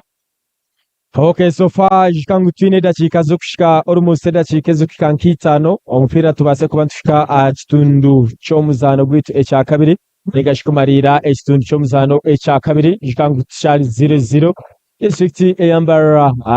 bachine 0 Mbarara City bachine 0 tebakumanya so far Mbarara City basinga attempts almost badium attempts ezikushika 12 Mbarara District bine attempts ezikushika mushanjo on targets Mbarara City bine attempts ezikinganisha on targets Mbarara District bine attempts ezikinganisha to offsides baba kwata offside emirunde biraba Mbarara District ten Mbarara City baba kwata offsides emirundi erikwingana in fact baba kwata offsides emirundi erikwingana esha to Mbarara City then offside omuluguma Mbarara District then off target Mbarara City bine off targets emirundi erikwingana mukaga then off target emirundi erikwingana ebiri batoreka Ivan Mayanja Sanwa timu ya Express goals ibiri za Uganda Star Times za Premier League tira pasi ni jumuno kwa midfield Kaijasane na Mushara Kaijasane na wa Mutore FC tira pasi mnunjo mnonga line na Okanyike Muhammad na Isanaro na Mahade na crossinga mnonga mpira pesa ni ba Chakone clearinga mnonga Chakone Daniel bahona ka clearance ya man bahona Abaside Mbarara District Chakone Daniel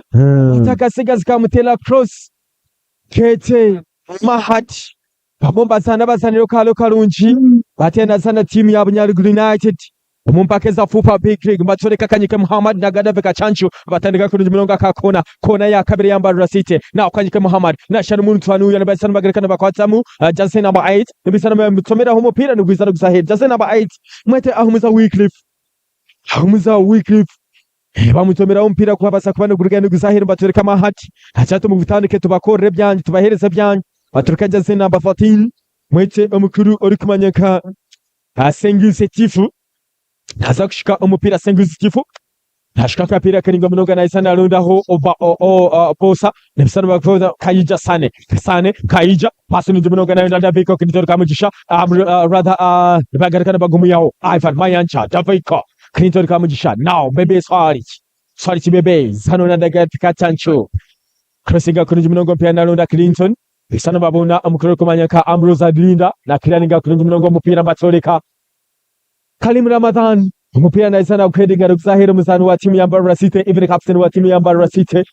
one of the best captains abarasa binjiro timu jipa ya Mbarara City mwambari kumaka honorable mwine paka mwete Kalim Ramadan nogo kushika katiza turebe mukuru kumanyaka mukuru kumanyaka asenguze tifu isana ashika kapira asenguze tifu na ishana runda ho teka umutwe Clinton rather Mahad crossing kuri jimino mupira na runda Davika Clinton mupira dukisana kusahira nogo kushika batureka Ambrose Alinda kanku nuwe captain Orumpaha wa team ya Mbarara District kasana team ya Wakiso Giants isana team ya Mbarara City bahati contract name yake rupingana ebiri mwete kandi wareba bari aha YouTube na TikTok of course turiho tayari West TV hona turo kandi ndeba asasira Fiona na jangu pressure yaba pressure Black MC live anyone tukureba kato nawe yagirangu nyabuhama beharwe ntwari akantu watkoratire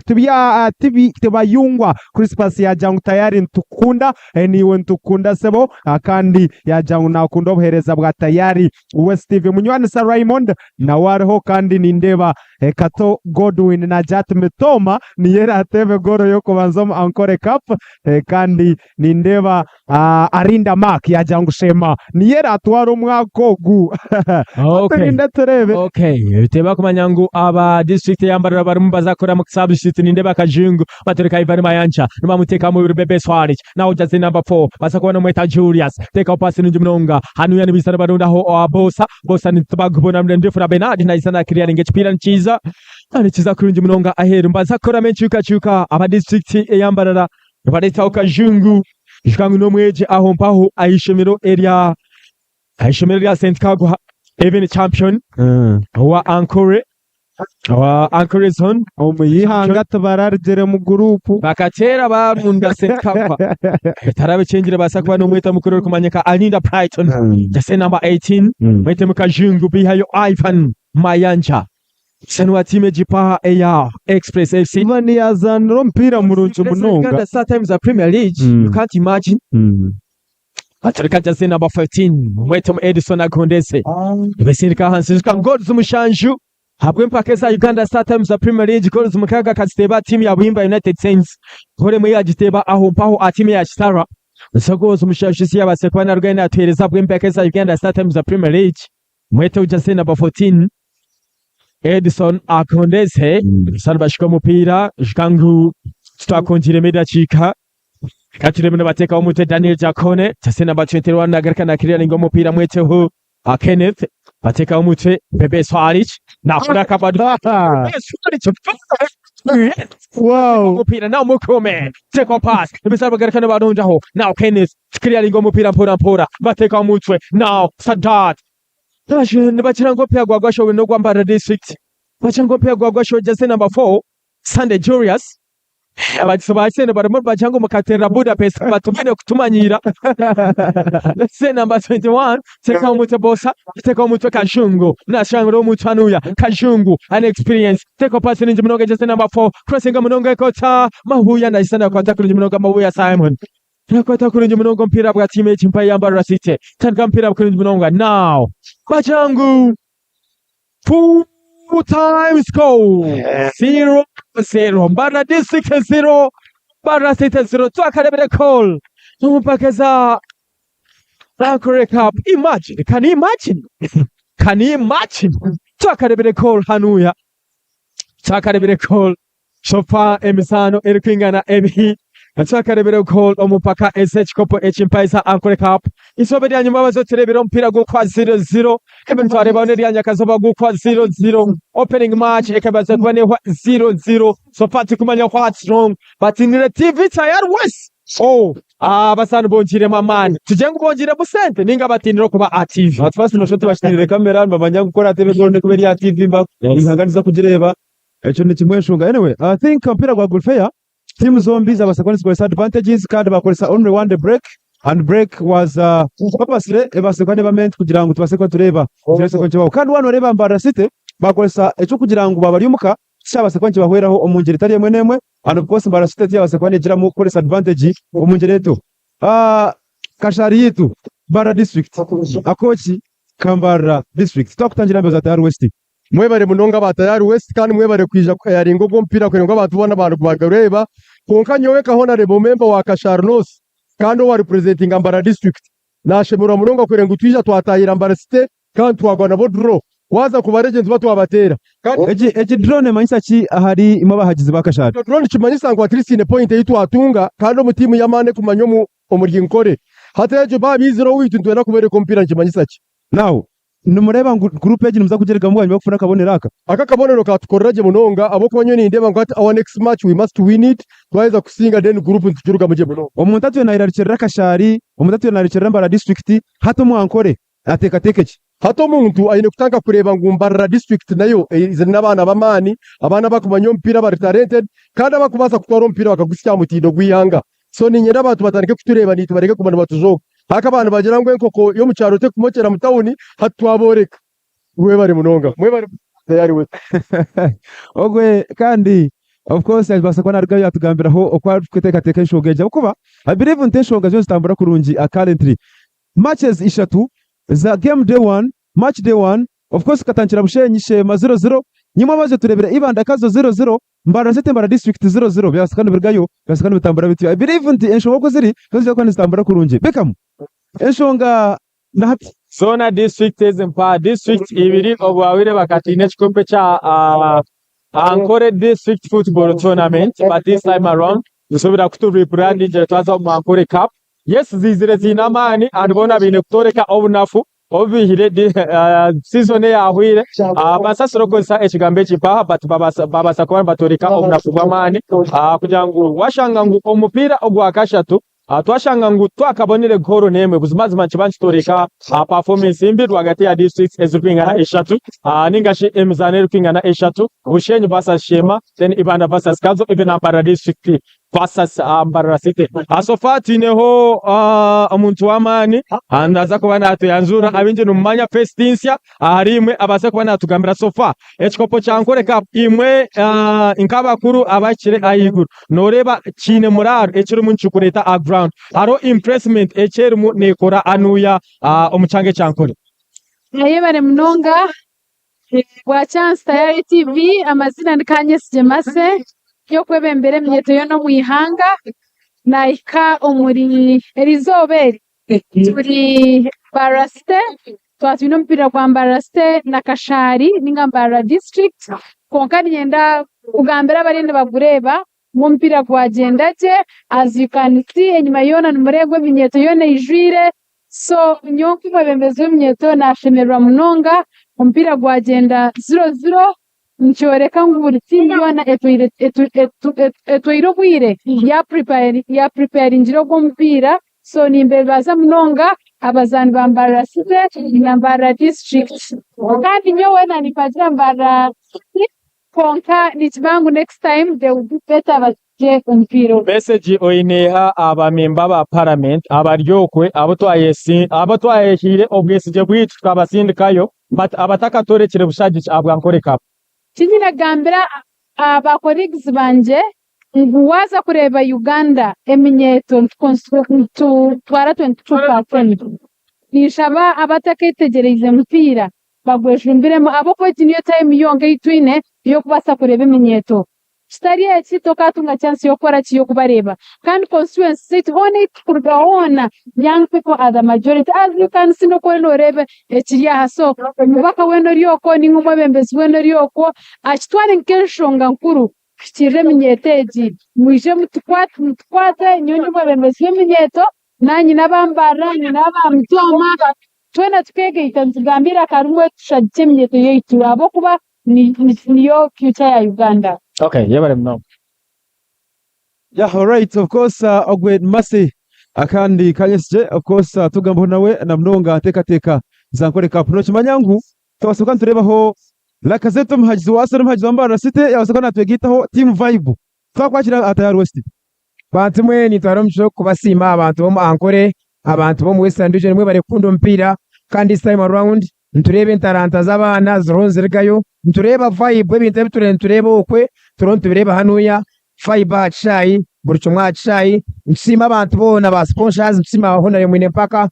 nsima honare bo mase kanyesite kandi abase kujango batu kwatereho babase kujango Mbarasite base bakazire nabandi kujango batumbure intaranta z'abana umuri Mbarasite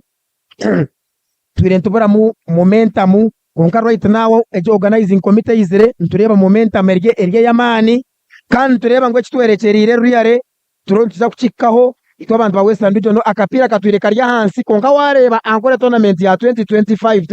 2026 2026 5 mazmane yamani kandi ayitwerekerire turonto hareba right now inda team zuko balancinga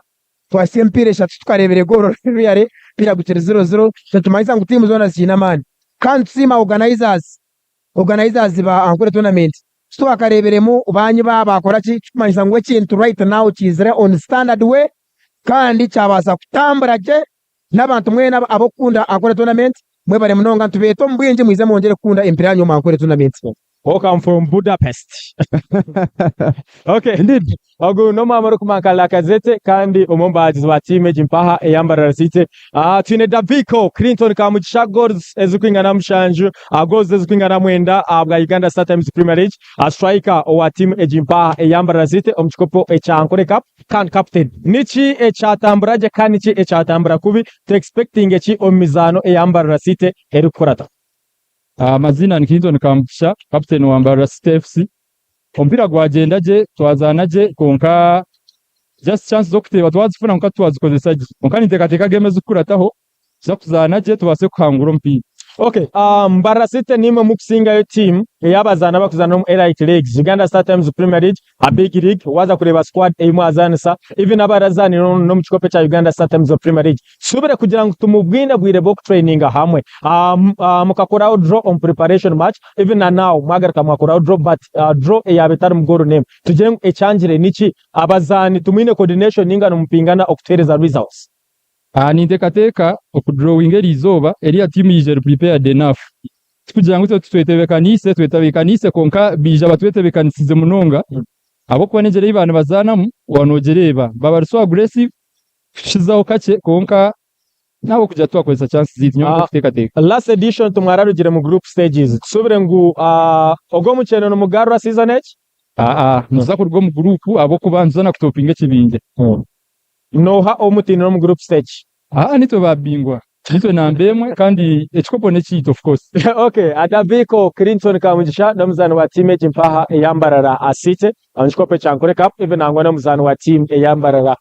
City FC omchikopo cha Uganda Startimes Premier League. Atino Ambrose Alinda the bone of Katete ningashi enzaro ya Katete akazanira team ya Wakiso Giants namuzano wa team eyambarara City Football Club yemu amoru kumakaona lebo mwine mpaka sofa niche cha Yanga omwame Ambrose Alinda kusizira game eje twari mu moments ibireza zine kunywa kuba Mbarara City nanyine kujipanishinga banafuna moments nyine kiringa game za Yanga konka tuza kubirodingira ari echo teka yetaru kubi so injira next game tuza kutereza uruchumwe cha Yanga. Okay, abinje mbakumanya nko wakatete but ntureba nozana na Mbarara district chikiza chita mwena yebuzi Enzarwa ne ya bareka shari ndigarwe mpogaho ni hinkuri naina akurire so tukatwilita kakatete ndubu kushoma hinkuri naina ashomire kandi naina akurire Kashari turebere mwagitamu signings zamani ba the likes of Ivan Mayanja urga team ya Express abazanabo even angwana Herbert abona badyawo mpaho even waza kureba Daniel Jakone bona enyima otiremu Ambrose Alinda Yusuf tukiremu niki ekiraremese Kashari okutereza results even okurwa mu group stages nice cyakubasa kubaremese kandi mu group stages hono mu ruga so we are pushing hard kurangu twargo mu groups hinjirage age point yitu iha away from home exact pushing amnonga agema yitukuza kuzana omuka so tikusubirayo kiraturemese kuraba mu group kuba itekateka tuzikozere je turugire nyuma tukore itekateka kurebeka ngo twarwo mu group kuba nico cyo kubanza kitwine kora twine kubanza twarwana twarwo mu group ibindi mbizakurataho abagizi basubire ki o matches eze zirakurato eza group stage tuza kutereza buri kimwe abazanu basubire okushemererwa. Okay, bye bye. Alright, of course, ogwe ni Arinda Ambrose kandi captain wa Kashara ningashi Gete Ngambara district. Aitugambira ebi tine MP weitu kandi actually former MP wa Bweju omwami Bonade umwezo Francis. Twakutangira mbeo za Dar West. Wewe mnonga nyenda kusima abantu abija ampiro ogu nyenda kusima Dar West abashaziremu kugira ngo bagoreke ensiyone gurebe. Ompiro ogu hina bahugira kwayirana ibanda ehayira kazo ehayira ibanda bushenyi hayira sheme hayira bushenyi Mbarra City hayira kashari nukoko mbwene bahugiroko hatko bahugiroko itwa bahurirwa itebekanisa twine mparana na muntu wena mbwene bemparana hato bahwayo hato mpira twaza gutandika akwa birebine rivalry bahwayo haza kwijo mpira abantu embizo mu kishaya bahagizi bona bari mukayirana bine rivalries n'abazanu koko mbwene hato mpira murundi gwaza kutandika goro zaza kurebuka Starka na nchagaresha 10 umurinde goro zimetoma buhweju etere mitoma goro 10 dero tsumure goro zigeno myinshi. Honorable Kache turebereho enyuma editions nkine zo kubanza tuyetakarebere ba MPs binje nkabo mwako guba kwejumbira omankore cup kizire kita this edition enyuma twantumanya ngo mwizuke okatargo mankore cup abandi ba MPs zo koshanga tumanya mukababiri bashatu batize kita kushanga ngo twine over 10 MPs abari aboard ya nkore cup. Ninyenda kusima organizing committee abembezi abakutebekana ankore cup batire mamani minji omukuronda abahagizi omukuronda ba leaders kurangu bakizamu omukureta ba donors abakutame sente nkaba wandazi nkaba tayari n'abandi ebyo byono kuta mamani nebireta mano mubahagizi kandi twayoreka abantu ngo tibiyebemba teka ebitibiri byo butegese Zero politics oguno umupira nugureta abanyayinkore baguma hamwe tuoreke ensiyona ngo abanyankore bamenya kuzana umupira tuoreke capacity yitu tuoreke potential yitu rero nyenchakare ushange ngumbarra City hati abakugizanda abinji munonga bargo muri nkore. Honorable in a message ki aryabo ababaka ba parliament members of parliament abakurugo mu cyanga cyankore batabatakizira on board kwagera ejemizano yankore cup. Nyenda kushaba members wa parliament mwe nabo kurwo muri nkore abatakizira mpira ogu nangwa na ba district leaders muhagire eminyeto muhagire timu zitu muhagire umupira ngo gutureta hamwe twebwe bire mistegana so mukaruru twebwe bire mistegana sanka abanyankore n'abaciga twebwe bitura mistegana sanka ihanga akwe gutureta hamwe umupira ebice bitura mistegana samu mwije hamwe kwatanese twagirane promoting talent promoting tournament turetomu. Honorable first edition na second edition ya Ankole District Football Tournament buweju ekachangura kurugobwe twakarebere buweju erukushika finals tekateke ngo ogo mwaka mwetebekaniseje kusingaho edition zibire sere nabwo shikashigwira kugira ngo team emwe gumene twarebe kopo ebikuba byine kwetorora mbone tubete bahire muka chance batwara bye bibiri ateshkwijare cha buweju weje tware chikopo rero tugarake tubataha peseria itwe tubatandikiro babare mnongo. Alright, ogwe yabari honorable Moise Francis kandi ogwe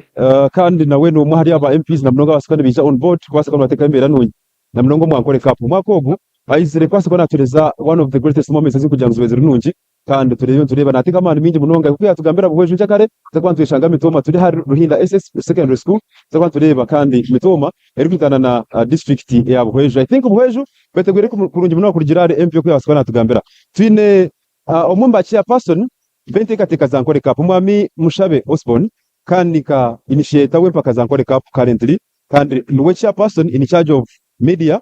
and organization twakutangira mbyo za Dar West so far nitureba nkore cup tukarebere mugoro nemwe but entekateka nunungi ekintu cyo kibasota mwe bare munonga katwara mu kishogo umurongo go kubanza kusima Tayari TV kugira mbase kuteka hempo kutere tempa kezi live abantu bona bari yo baba bari able kureba tayari kandi amana ganyu ntubasima bwa sponsorship sima na company ya Wonders etiri mwaka senda kakumukureba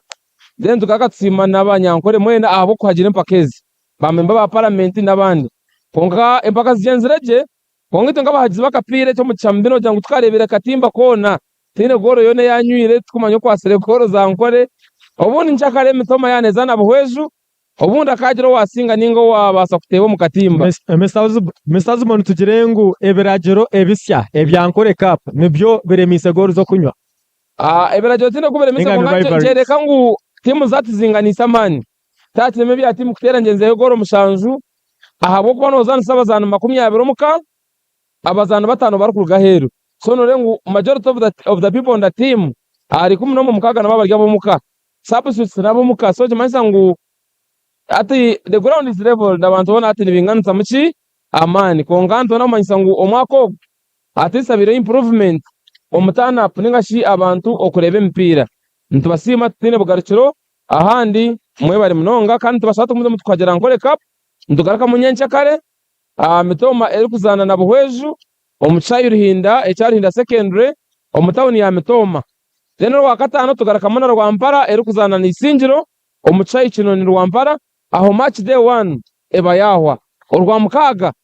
tutandika match day 2 kandi tukatimeka ngashoka kugira ngo buri match day tutandika n'empira kasameme so rwa mukaga ntantu iguraho ompira gwa timu zose bezazande zimwe kugaraka mu kutandika kuzana so kazo nebanezana na churuhura omuchayi kazo isirugweta katokoro dabe urwa mukaga omuchayi kazo ndiko mpira gwa ngogura guruho then Sunday ari abare mpira minji eyi abakuru bita batayari TV barabende babagizeho kubashomeramu ahandi mwe bari mno alright togo yabari mushabe Osborne kandi chairperson ari in charge of media and mobilization kandi basikona tsobora iteka cyo kuziri I think turabase kwa turenga hanuya uza kwa twebaza kandi cyakare uza kwa tumayisangu twine yumuzano gundi tilbi mitoma ifitayisa district ya Bweju kandi tongere kwa tufisima kwa wana utambura ni tumkire kaka Rio Judges become the sports master zasikisa obabazi yo murungi nikangwa neza mabazi murungi na program zikura taho nyinji ezikwizomisha of course ni amakuru agenshi ngarisha ibiri utabasikora bagaferwa ngabutosha #life goes on bye.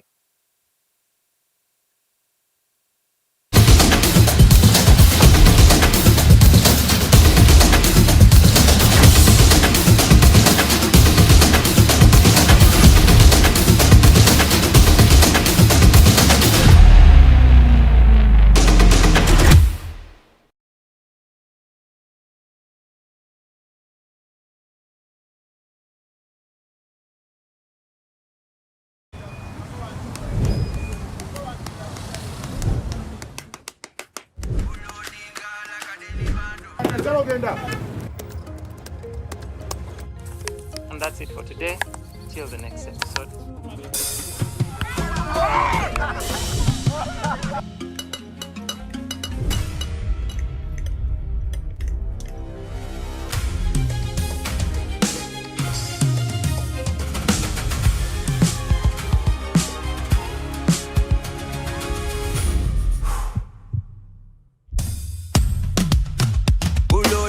Like a daily bando, like a daily bando, like a daily bando.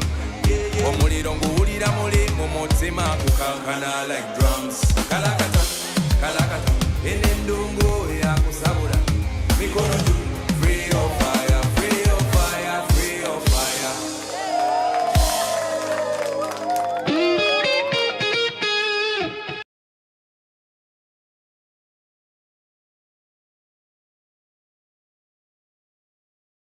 This June, step into a bigger entertainment experience with more to love on Us. We're talking more drama, more action, more unforgettable stories, all waiting for you. We're opening up our world of entertainment so you can view more. Okay. This June, pay for your current GoTV subscription and we'll upgrade you at no extra cost.